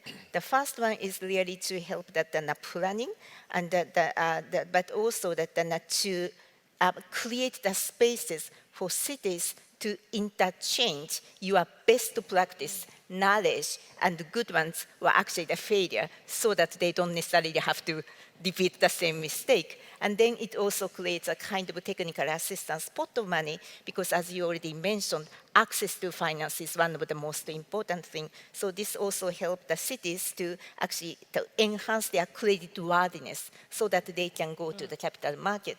So that is actually an idea. We also try to help that project pipeline that create much bankable project pipeline by helping the project preparation facility and together. But the most important thing which I have seen is that it has already created a very interesting example that the cities are actually learning from each other, and to do, for instance, a transit-oriented policy in China, out of our few cities, and also that innovation observatory in Brazil, how to use geospatial data in their planning, not only that a small number of cities, entire Brazilian cities. And another good example is PPP project, private-public financing, that you mentioned the transport, but another big thing is actually the building. So, but in order for you to do energy efficiency building, you really need to bring every stakeholder together at one place to create a bankable project. So we actually made a platform to bring cities as a regulator, but also planner.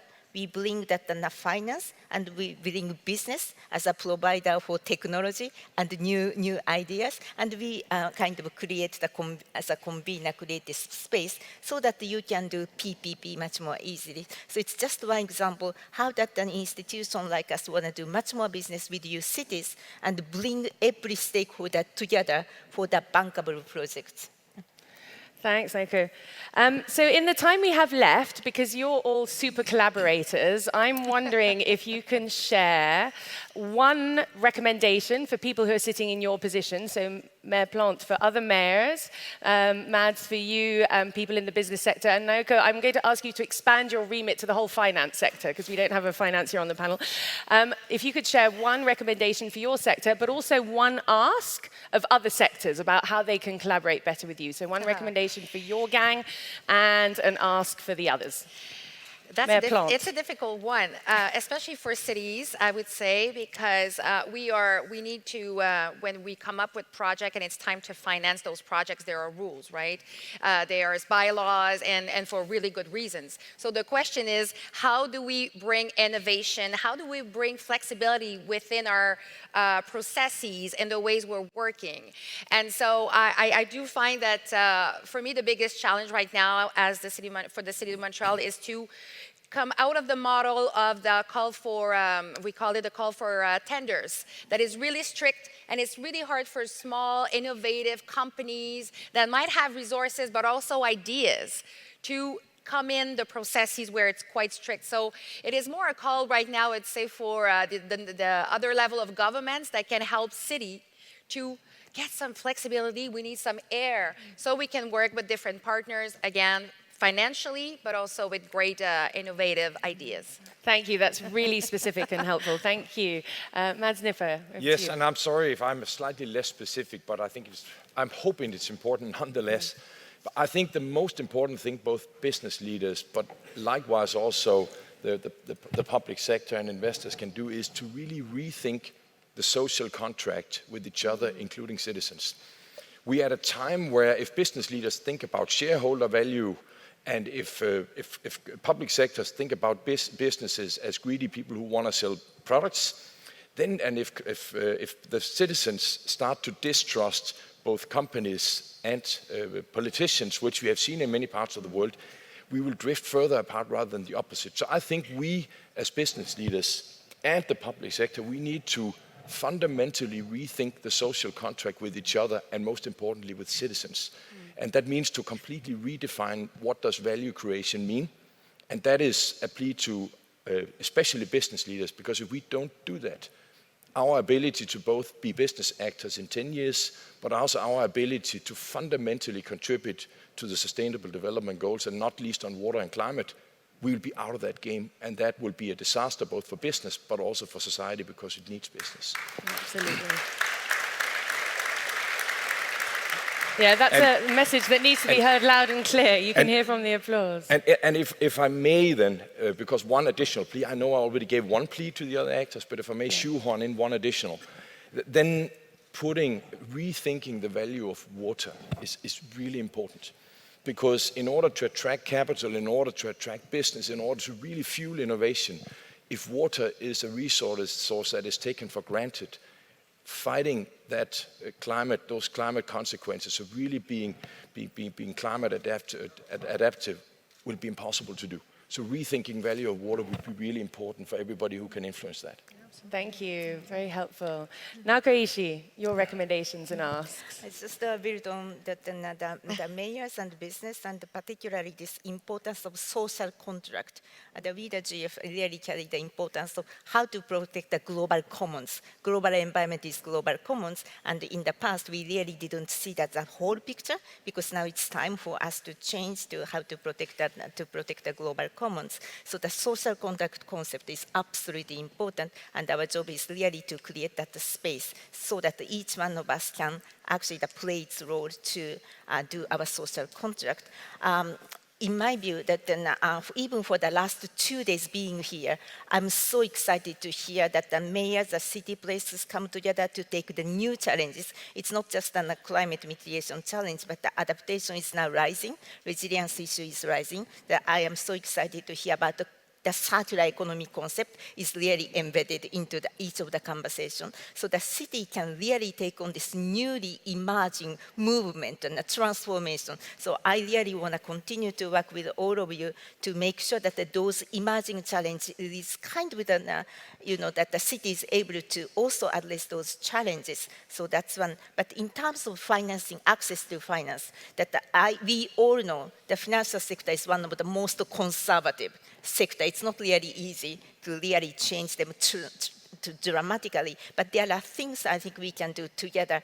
I continue to believe the value of good program, or good planned, good program, that will enhance your chance to access to the finance. So I think it's absolutely important for us to do everything possible to continue to help the cities to do sustainable integrated planning and continue to do that and how to enhance that and access to the finance. There are a lot of opportunity to train city officials in terms of how to assess your creditworthiness, how to increase your revenue stream, and how to make the project preparation for the bankable project. I think it's really time for us to come together because cities and we cannot afford to stand still. We really have to come together to fight against this climate emergency. Thank you, Mayor Plant. Yeah, absolutely. Round of applause, Naoko. Totally, Agree with that. Mayor Plant, would you like to finish us off? Well, just because I really like the idea of the social contract that you were speaking about. And I think that as elected officials, often in our the decisions we're making in our cities, there's also often this contradiction between economic development and sustainable development. And I'm kind of doing a call right now, asking like all the business sector in general, I need your voice. We need your voice to talk strong about how can those two work together. Because when I hear about a solution like yours and what the voice you're bringing as well, I just wish we would be more solidarity and to bring this voice very strong, because it's going to help us also to make the bold decision that are going to make a huge difference if we're all here together. So I kind of wanted to add that little note. Let's work together. Thank you. Thank you. Well, and I think inclusion and collaboration is a really strong theme for this summit, and certainly with some of the young people that I met yesterday, their plea was for greater inclusion for them in decision making. So I think we should add young people to the list of stakeholders that need to be involved in these partnerships for public purpose. Down the road, about a kilometer away, there's a cities and business forum where about 500 businesses are gathering to talk about collaboration with cities. So we need to make sure that we're finding the good in all of our sectors and collaborating as much as possible. It's the only way we're going to get there. And it's great to hear some super collaborators who are really exemplary. So thank you ever so much for sharing your thoughts with us. It's been a real pleasure. Thank you. Thank you.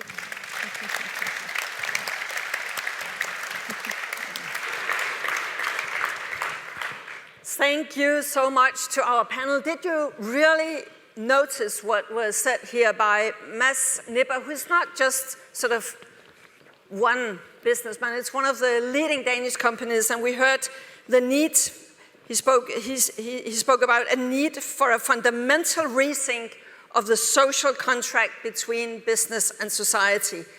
Can you feel it? Isn't it as if there is sort of a more fundamental paradigm shift happening, where we go from shareholder value to really understanding that shareholder value and societal value must and can go hand in hand. I think that was quite a statement here, and now we will move to a very special keynote speaker who really needs no introduction. On the other hand, I think that his story is so remarkable that it is worth introducing him anyhow. Michael Bloomberg founded back in 1981, a financial information startup, and built it into a global media company with nearly 20,000 employees. In 2001, he was elected mayor of New York City and served for 3 terms, raising high school graduation rates by 40%, reducing the city's greenhouse gas emissions by 14%, and increasing life expectancy by 3 years. And Mike is an international leader in the fight against climate change. He has made the issue a top priority of Bloomberg Philanthropies, who, by the way, is also one of the good sponsors of this event. And Mike Bloomberg serves as the UN Secretary General Special Envoy for Climate Action. As president of the board of the C40 and co-chair of the Global Covenant of Mayors, he has rallied cities to set ambitious climate-related goals and measure their progress in doing so. He's also working to involve the financial industry, and as we know, that is absolutely key as money makes the world go around. His latest initiative, Beyond Carbon, is the largest ever coordinated US campaign to fight the climate crisis, bringing his total global investment on the issue to $1 billion. Ladies and gentlemen, please welcome up here on stage Michael Bloomberg.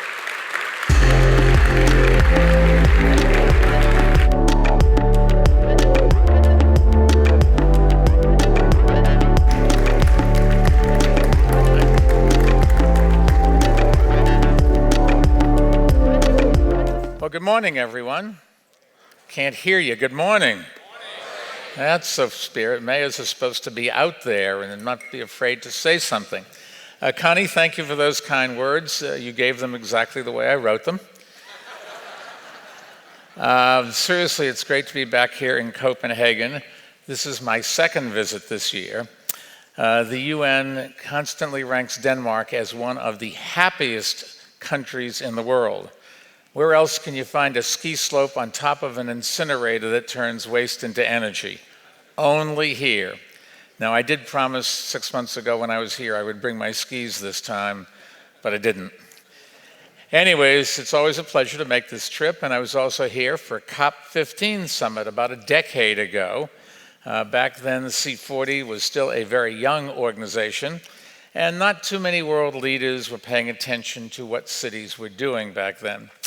I think it's fair to say we've come a long ways since C40's founding back in 2005, when the then mayor of London brought together a network of global cities. And that work was led by Mark Watts, who is with us today. And as I'm sure Mark remembers, the original budget was only about £100,000, which meant he was doing all the work. And we overworked and underpaid him, which was a very successful business strategy. In 2008, the then mayor of Toronto, David Miller, took over as C40 chair, and he did a phenomenal job. David expanded the organization, both its budget and its ambition. I think he's here with us today, so let's give him and Mark Watts a big round of applause.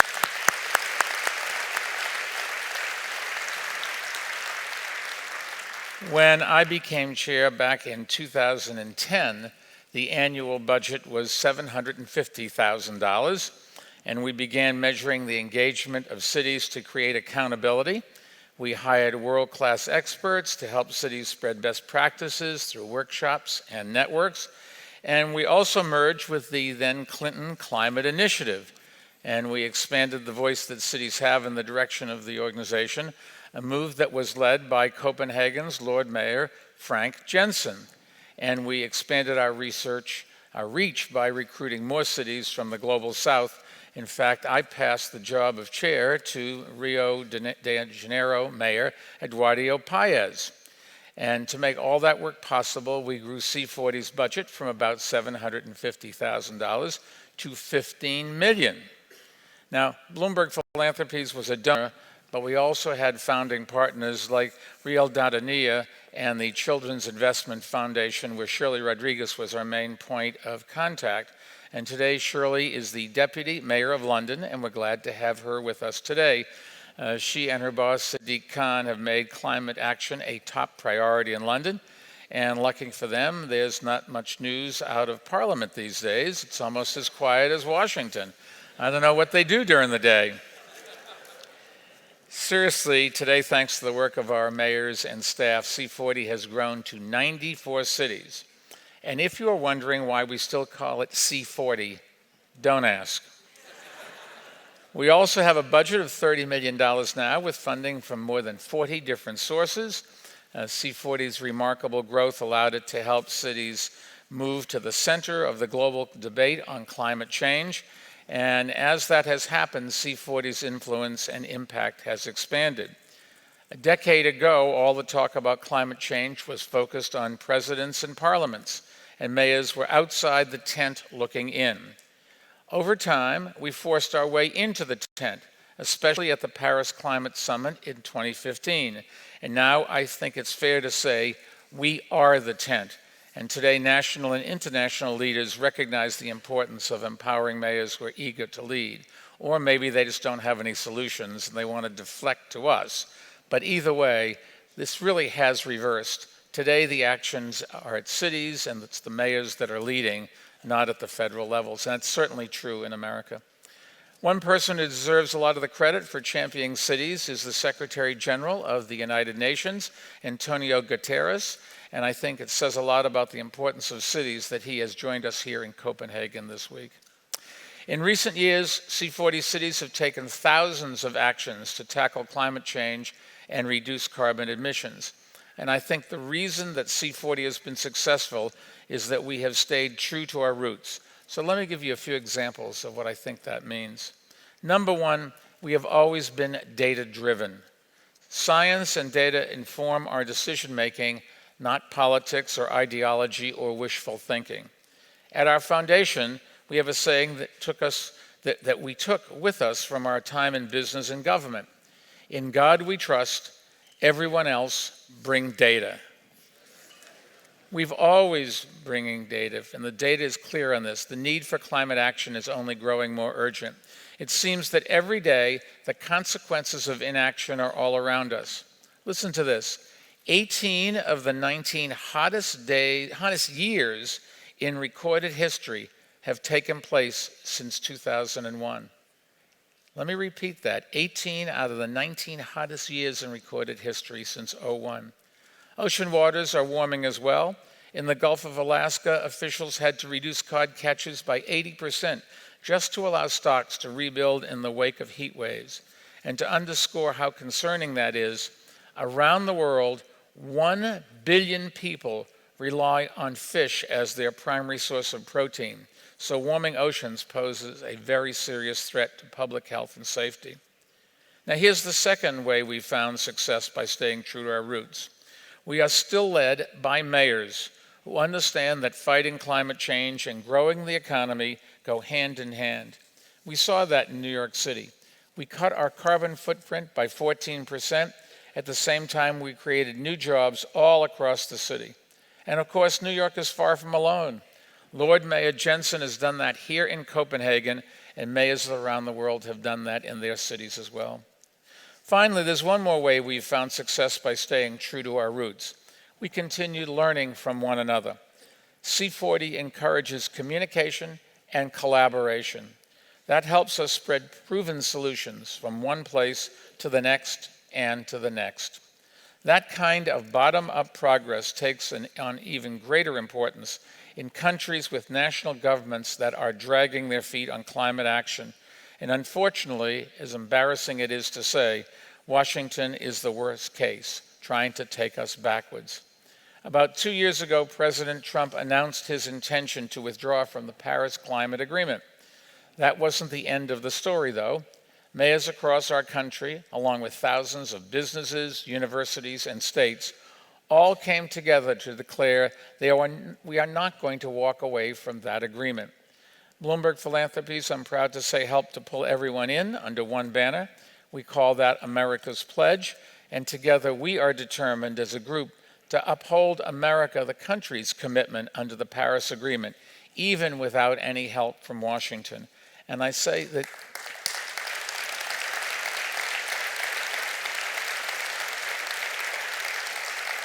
but perhaps one of the most important lessons here is that, at least in our case, and maybe in plenty of other cases, even if you don't have the support from the federal government, that is no excuse not to try to make change, and certainly something that does not prevent you from doing it. In fact, in America, you can make the case that Trump has done us a favor. Every time he riles against climate change, the money comes flooding in to help C40. At the same time, our foundation will also keep pushing forward with our new U.S. program, which we're calling Beyond Carbon. It's the biggest and most ambitious climate initiative ever undertaken in the United States, and by accelerating the progress that's already underway in cities and states, we think that Beyond Carbon will accelerate America's transition to a 100% clean energy economy. Now, as more and more U.S. cities take more urgent action, there's a lot that I think they can learn from all of C40's members. Later today, we are celebrating the best at the C40 Cities Bloomberg Philanthropies Awards. The team put together a sneak preview of that show, which we will show you right now. Look at the video. Good morning. I am Hans Christian Andersen. Perhaps you've heard of me. They often ask me, Hans, what makes a great story? For me, a great story should have strong heroes using amazing powers to overcome a terrible threat. And that is why my next great story will be about all of you. Local heroes using amazing ideas to overcome the threat to our planet. If you want to hear the story and meet some of the world's great heroes, come to the C40 Cities Bloomberg Awards tonight. I'll see you there, if people will get off of me. But it looks like a fun event.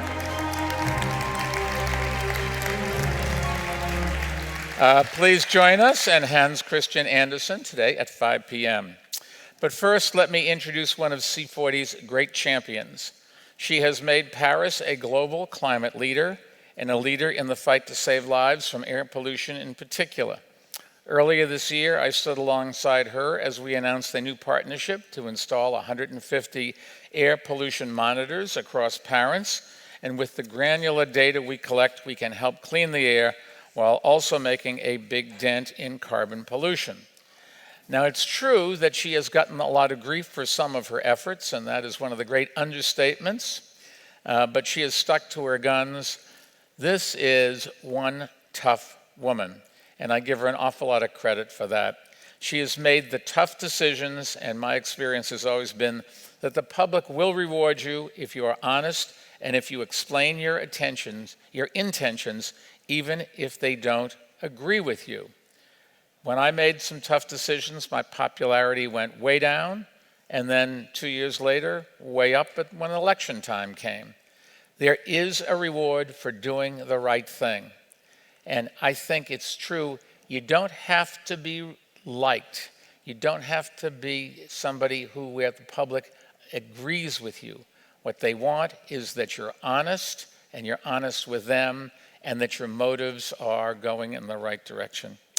Now, I'm glad to see that our incoming chair, Eric Garcetti, has taken the same approach in Los Angeles.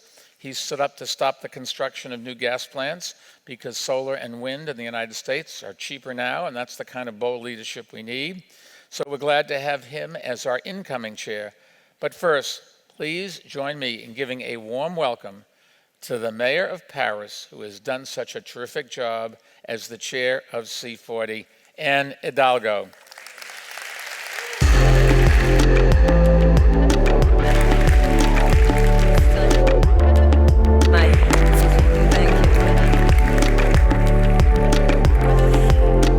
Thank you so much, dear Mike. Dear friends, ladies and gentlemen, it is with a certain emotion that I stand here for my last speech as chair of this great organization. I have been honored to serve the C40 for the past 3 years. Mike, I want to truly thank you for your kind words, for your strong support. Even during difficult times, you inspire me so much. Thank you, Mike, and thank you for all of us.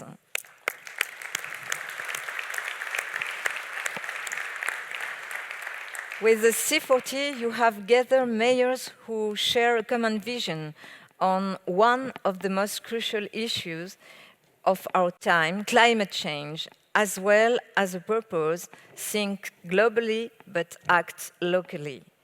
It is also a great honor to be here with the next C40 chair, Mayor Garcetti. Dear Eric, my friend, my incredible Olympic partner, I'm so happy to be with you on this very special day. I truly loved sharing an international organization such as C40. Commitment, cooperation, and openness are the core values that make C40 the leading organization on climate change in the world. Since its creation in 2005, global cities have shown that solutions are available to achieve the transition to a low carbon and deliver much stronger social and economic progress. Over 3 years, more than 100 cities have committed to C40's Deadline 2020 program and engaged into ambitious climate action plans. This is one of our greatest achievements. Thank you to Mark Watts. Wonderful, wonderful, very strong. You support me 3 years, it's very good in our organization, and thank you. You learn to me English and I learn to you French, it's very good. I'm happy and proud to share this with you and with the incredible C40 team, and for all this team, applause. Please. As I'm giving the baton to the mayor of Los Angeles, Eric Garcetti, I would like to come back on some main achievements I'm proud of. I've been the first woman to share this organization.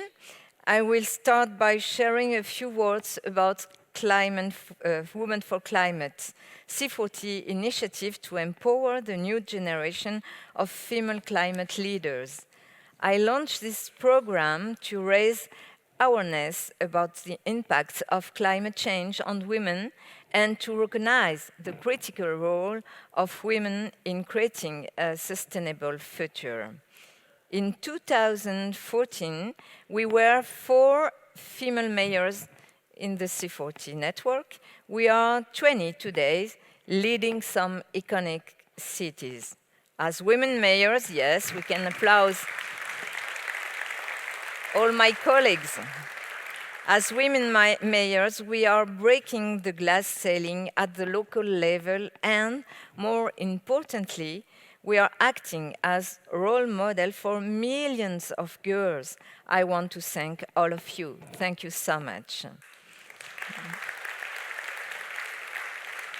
You know how much ensuring clean air to our citizens matters to me.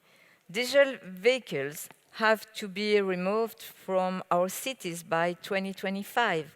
This is the commitment of Paris and Mexico. This is already done in Tokyo. The new C40 air quality program will help cities to ensure that the most polluting cars banned from the streets. Last year, we brought a case before a European Court of Justice to challenge a license to pollute given by the European Commission to car makers. We made this story. We can and should be bolder. I believe mayors today should lead the fight to recognize a climate justice, an international climate justice, to force the states to honor their commitments under the Paris Agreement. C40 mayors were the first major political leaders to commit to the 1.5 target. Last year, in San Francisco, they have committed to act on issues where the climate impacts are the largest: zero carbon building, transition to zero-emission vehicles, transforming waste management into a circular economy. We have also launched together Reinventing Cities, a worldwide competition for a new way of designing cities. 15 cities proposed 50 sites to the talent of architects, urban planners, developers, designers.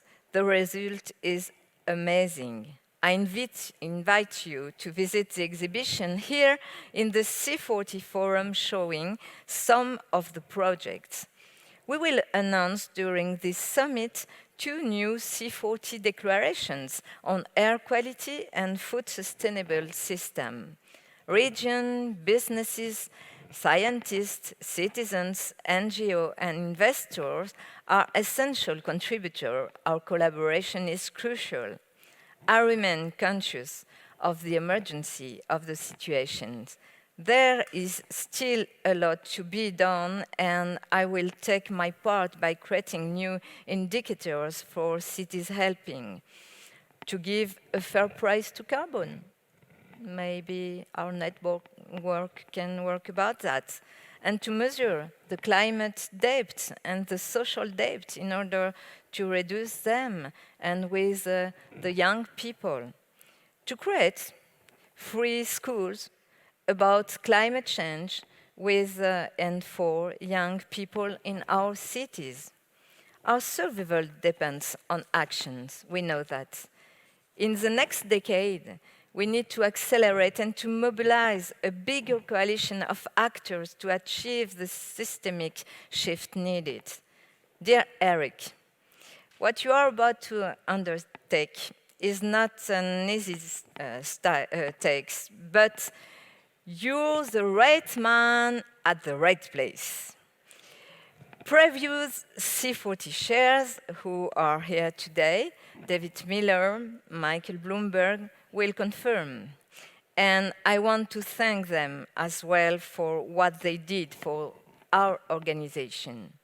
Eric, you will have the exceptional responsibility to lead C40 in this journey to build a sustainable and inclusive present and future. It makes sense because you are an American mayor. While the US federal government decided to leave the Paris Agreement, a historical failure, I would like to applaud and thank all the American mayors present today for their commitment. Thank you.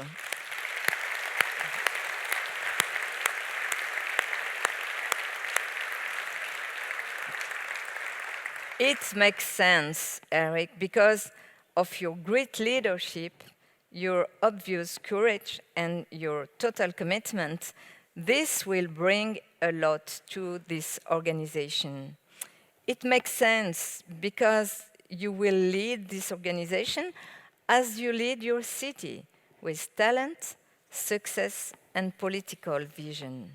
Dear Eric, thank you so much for all the great time we spent together. You're an incredible partner. But now, Mike, Eric, please join me on stage.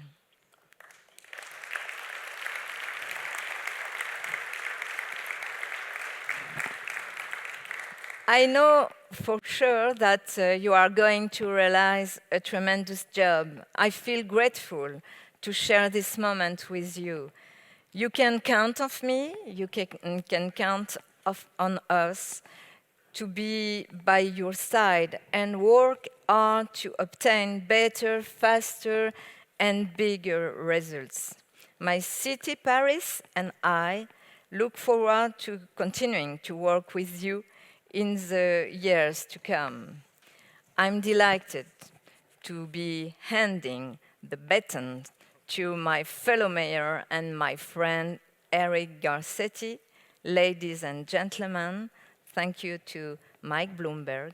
Thank you to the new chair-elect, Eric Garcetti.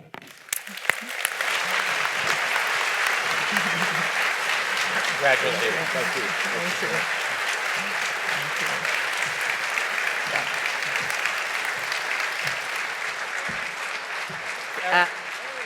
We need a picture. A photo. You get in the middle. Oh.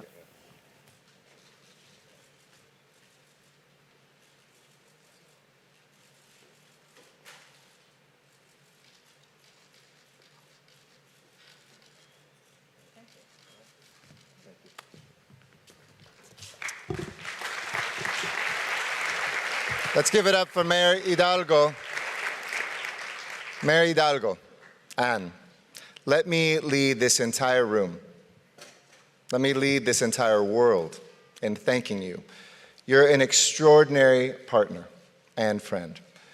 Vous êtes un partenaire extraordinaire et un vrai ami. Gracias por su liderazgo también. As a mayor, it's been a privilege to work alongside you on so many things, from the Olympic movement to gender equality. But it is your leadership for your city, your primary responsibility, as well as your work on climate change for this globe, that truly sets you apart. And it is the honor of a lifetime to accept this torch, this baton from you. I should have said baton because it's an Olympic term. And to carry forward the work that you have led so marvelously. So thank you. And let me also thank my friend and a mentor, a man I sat down with just after I was elected, and we served for a whole 3 months together. But he was the mayor of New York, the gold standard in the United States as a leader, and as our past chair, current board president, and as an absolutely critical supporter. You have helped make C40 what it is today, Mike Bloomberg. Another round of applause. Thank you for building what you have. And it's wonderful to be here with C40 Executive Director Mark Watts, who heads up really the best team in the world, the most important organization that is doing climate change work and implementing solutions today, and former Chair David Miller. And together with our community of funders, including the marvelous support of Bloomberg Philanthropies, SIF, and Realdania, this group has grown, as you've heard today, from a staff of just a couple people to over 200 brilliant, passionate, committed change agents. And today, it's impossible to imagine the fight against climate change without this room and this organization, C40. And I know I speak for this entire group in saying how grateful we are for the thankless task of hosting all of us. Frank Jensen, who is a mayor among mayors. Lord Mayor Jensen has set the bar, and Copenhagen will be the first city in the world of a big size to be carbon neutral. And you inspire us every single day, and we have so much to learn from you, so thank you as well.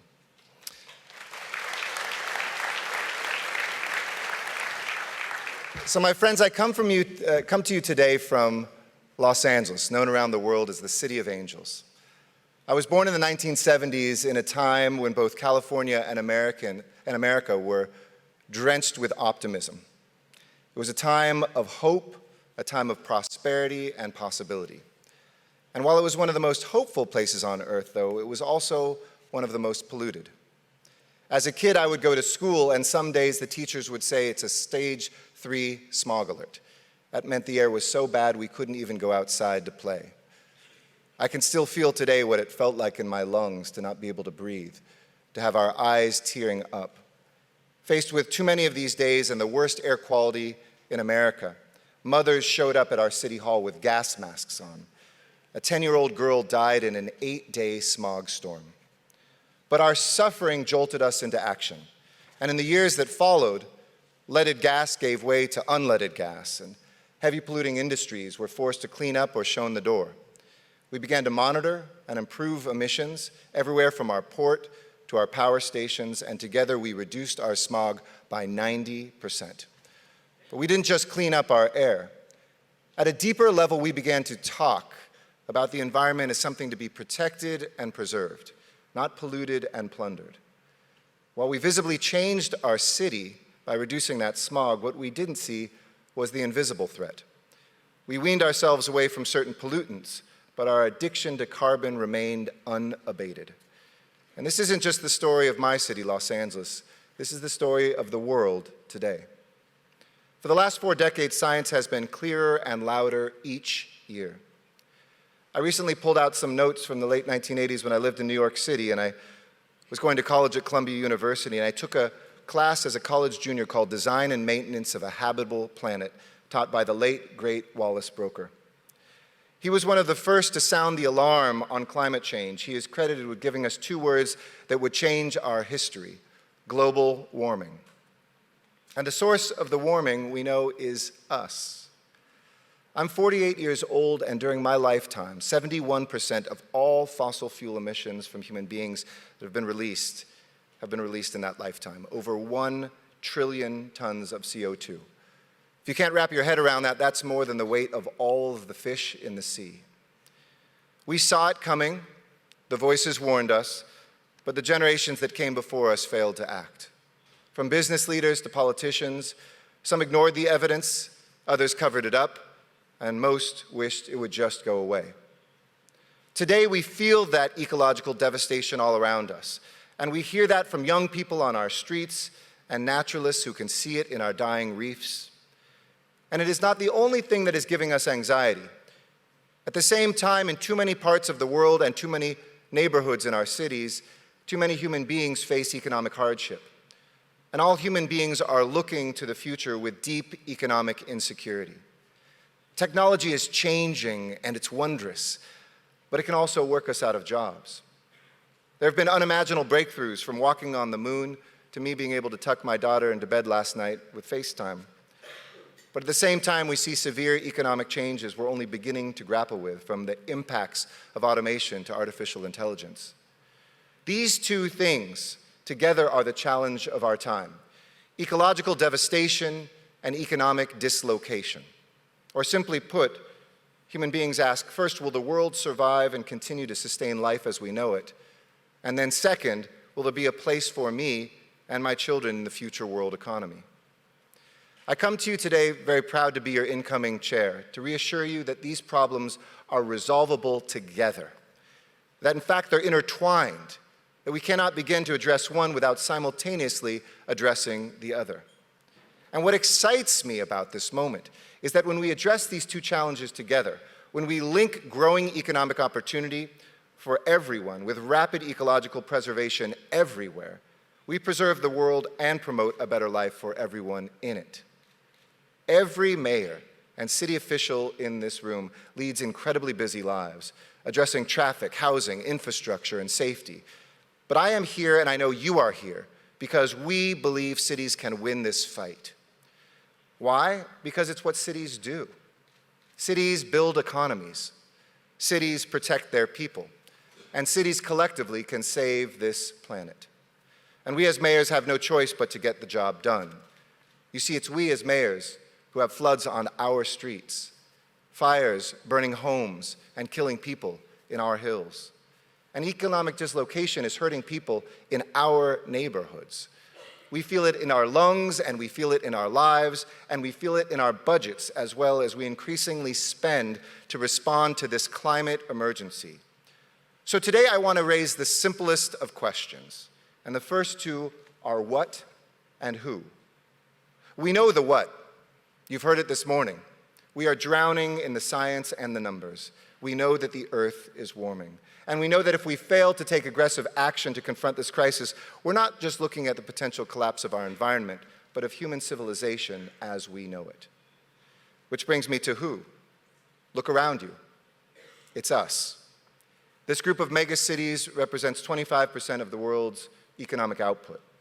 This organization was founded by chief executives to help chief executives lead, to make the difficult decisions, to enact the policies that we need, and to mobilize our citizenry to get the work done. And I believe that unfortunately there is no more powerful group meeting the challenge today than C40. It is partially because the transnational level is broken, and in some cases national leaders are the death cough of the last flat earth society, believing that this does not exist. But you see, while other people make promises, we enact policies and programs. We work for our people. We work across our countries, and we work across borders, just like the problem that we're confronting. So the what is clear, and the who is here. We are exactly the right leaders at precisely the right time. Mayors don't commute to some other geography to work. We live where we work, and we work where we live, and that's in our cities. Cities are organic communities that mirror nature, as opposed to countries and states which are the accidental outcomes of history born out of war or colonization. And cities are growing. By the end of this century, humanity will be an almost entirely urban species, with 90% of us living in cities. And cities have never been more powerful. We control transportation networks, water and power lines, building codes, all of which are critical weapons in this fight. And we're also proud of the nations we comprise, but we are committed to building the connections between us. More than 100 cities that have committed to developing and implementing inclusive climate policy plans by the end of 2020 to address this emergency. As you've heard over and over, it was C40 that adopted the 1.5 degree Celsius limit first to avoid catastrophic climate shifts. And it was C40 that really led the way in Paris. I will never forget that picture that so many of us are in Paris City Hall. Not only because it showed the power of cities, but it showed to me the hope of tomorrow coming together. And cities like Copenhagen on track to do its work to become carbon neutral by 2025. Cities like Oslo, which was the first city in the world to adopt a climate budget before its actual budget each year. And Shenzhen, which showed us that we don't have to go slowly. It now has the first city with a fully electric bus fleet, 16,000 of them. And Beijing is on the way to having 20,000 electric taxis by 2020. Mexico City, which is leading the way in issuing green bonds to finance sustainable municipal projects from bus rapid transit lines to LED street lighting and climate-resilient water infrastructure. You see, as people finally wake up to the gravity of this emergency, cities are already well into the work of enacting the urgent changes that are needed. Nobody is doing more than cities. But while nobody is doing more than cities, nobody is doing enough. We know that. We know the what, that our Earth is warming. We know the who, it's us here and all of the global citizens that we represent, all the cities of the world. So now the most important two questions that remain is when and how. When will we make these changes, and how will we make them work? I'm humbled to lead this organization, which represents over 500 million global citizens. Being here is the only way I know how to protect what I love most, my family and my city. And like every mayor, I know how much work there is to do at home, but I also know Los Angeles can't do this without C40. I know C40 can't do this without Los Angeles, and each of us can say that about our cities. So to me, the when is crystal clear. It is now. And as your incoming chair, I will work with you to make the 2020s the climate decade, a decade of climate action.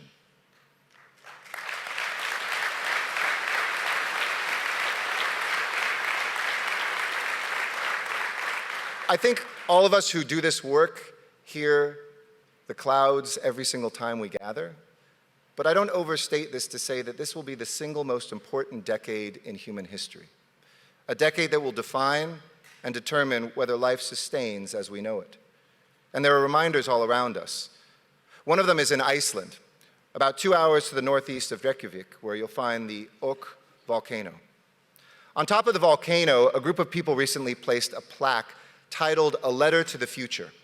And it reads, and I quote, "Ok is the first Icelandic glacier to lose its status as a glacier.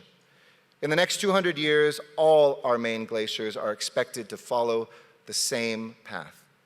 This monument is to acknowledge that we know what is happening and what needs to be done. Only you know if we did it." August 2019, 415 ppm CO2. Only you, our descendants and their descendants, will know if we did it. And that's what we're fighting for, our future, which brings me to that last question, the how. The warming of our world, our role in this work, the urgency of today, all of that collides with our ability as human beings to innovate and to act. So I come to you today as a practitioner, knowing that every single day we have to make our cities more inclusive and equitable, and that demands that we recognize that our ecology and our economy are tied together. In Los Angeles, we've seen this connection and made it work. In my city in 2016, we reduced our emissions in a single year by 11%. In that same year, we reduced our unemployment by 14%. In fact, in the 6 years since I've been mayor of the City of Angels, Los Angeles has added 35,000 green jobs, which is the equivalent of 60% of the remaining coal jobs left in America, and we're just 1% of the US population. We committed to the first zero-emissions port in modern history, while we moved more freight than ever before. We approved the largest solar and battery energy storage system just 2 weeks ago in US history that will provide energy for 1 million people at less than the price of gas. From Seattle to Seoul, cities are imagining this economic and ecological marriage at the national level. And we all have many names for it across this globe. In the United Nations, it's the Sustainable Development Goals. In China, it's ecological civilization, or Shengtai Wenming. In Africa, it's called the green economy. In the United States, it's a Green New Deal. As C40, my agenda is clear. It is time for us to collectively enact a global Green New Deal, and to make this global Green New Deal the work of the next decade. The 2020s will be the decade of climate action that ties together economic and ecological restoration. And there's no group of people I'd rather be doing this work with than all of you. You can make it real. Mayors are uniquely poised to do this work because we know how to mobilize our citizens, and we will. We will stand with labor communities to organize workers so they continue to have a place in this work. We'll work with investors and financiers to develop the mechanisms to accelerate a global Green New Deal. We will empower the scientists and the innovators at universities and startups who are developing the technologies today that have the power to save our planet tomorrow. And I want C40 to work with the mayors in this room, but also the ones that are not. If we can set the model in the megacities that comprise 25% of the world's GDP, we can translate that to the smallest town in Argentina, a mid-sized city in Armenia, even the megacities of tomorrow. And we will support and strengthen youth movements. 2 weeks ago, I was so proud in Los Angeles to form a Mayor's Youth Council for Climate Action. Not just something I can check a box off, but my key advisors from this next generation that sometimes I will lead and other times I will follow. And together with youth representatives who we convened yesterday at Copenhagen City Hall, 2 youth representatives from Los Angeles are here today. And when I meet with them and young representatives from all over my city, when I convened the first meeting last week, I said, this is the most important day of your lives. This is the most important day of your lives because this is the day you step up to lead a movement that will save this planet. I am ready to help them lead. I am ready to follow them. And we know that mayors cannot do this without our citizens. And citizens know that they can't do this without their mayors. So the time for promises is over. The time for action is well underway. And I stand before you optimistic, energized, and undeterred. Because if we know one thing about humanity, we know that human beings have always found a way to survive. We're a stubborn species with a will to adapt. We've always wanted to move forward. We want to protect our loved ones and the places where we live. And we seek to coexist with an earth that gives us our very life. Think of the great moments in history when we answered the call and came together. An agrarian revolution that fed the world. How we united to eradicate worldwide diseases. And lost in the history books are those people who said no. Who said this wasn't a problem, or this was too big to overcome. Who said we could never get rid of smallpox. Who said we could never fit a computer into our pockets. Who said that we could never fly faster than the speed of sound or slip the bonds of gravity and traverse the cosmos. Will we be the generation that puts profits ahead of people and lose the world? Or will we fight for and secure the future of our planet? While it's our people who are dying in floods and fires, our children marching in the streets. While it's our carbon that's still choking the airways, it's also our turbines and solar panels that are being bolted and built at record rates. And these achievements, the strides that have already been made, they've given us the ability to determine what happens next.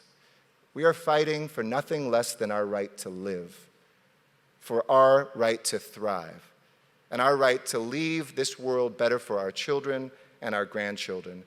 So, my friends, if we come together today, if we build on the work that has been laid out for us, if we deliver a global Green New Deal and make this the climate decade, a decade of action, then I know together we will. Thank you so much.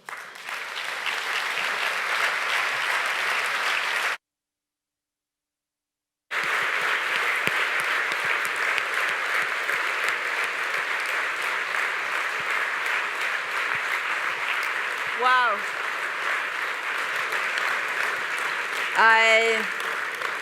I dare say that the button was pushed on. And I don't know about you, but I think we could hear it from the applause that we all have the feeling that C40 will continue to be in very good hands. Thank you very much, Eric Gassetti, also for reminding us that change actually is possible. Ladies and gentlemen, you have been patient now for a long time. You deserve a break.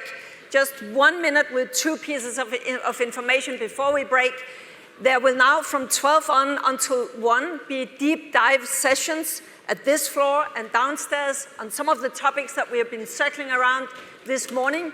And from 1 o'clock, there will be a Buffett-style lunch. And then we will convene again here at 2:30. I can tell you that the first speaker at 2:30 here in the plenary is a fascinating personality too. Don't miss that, but be aware we will start at 2:30 sharp. Enjoy the deep dive sessions and thereafter the lunch.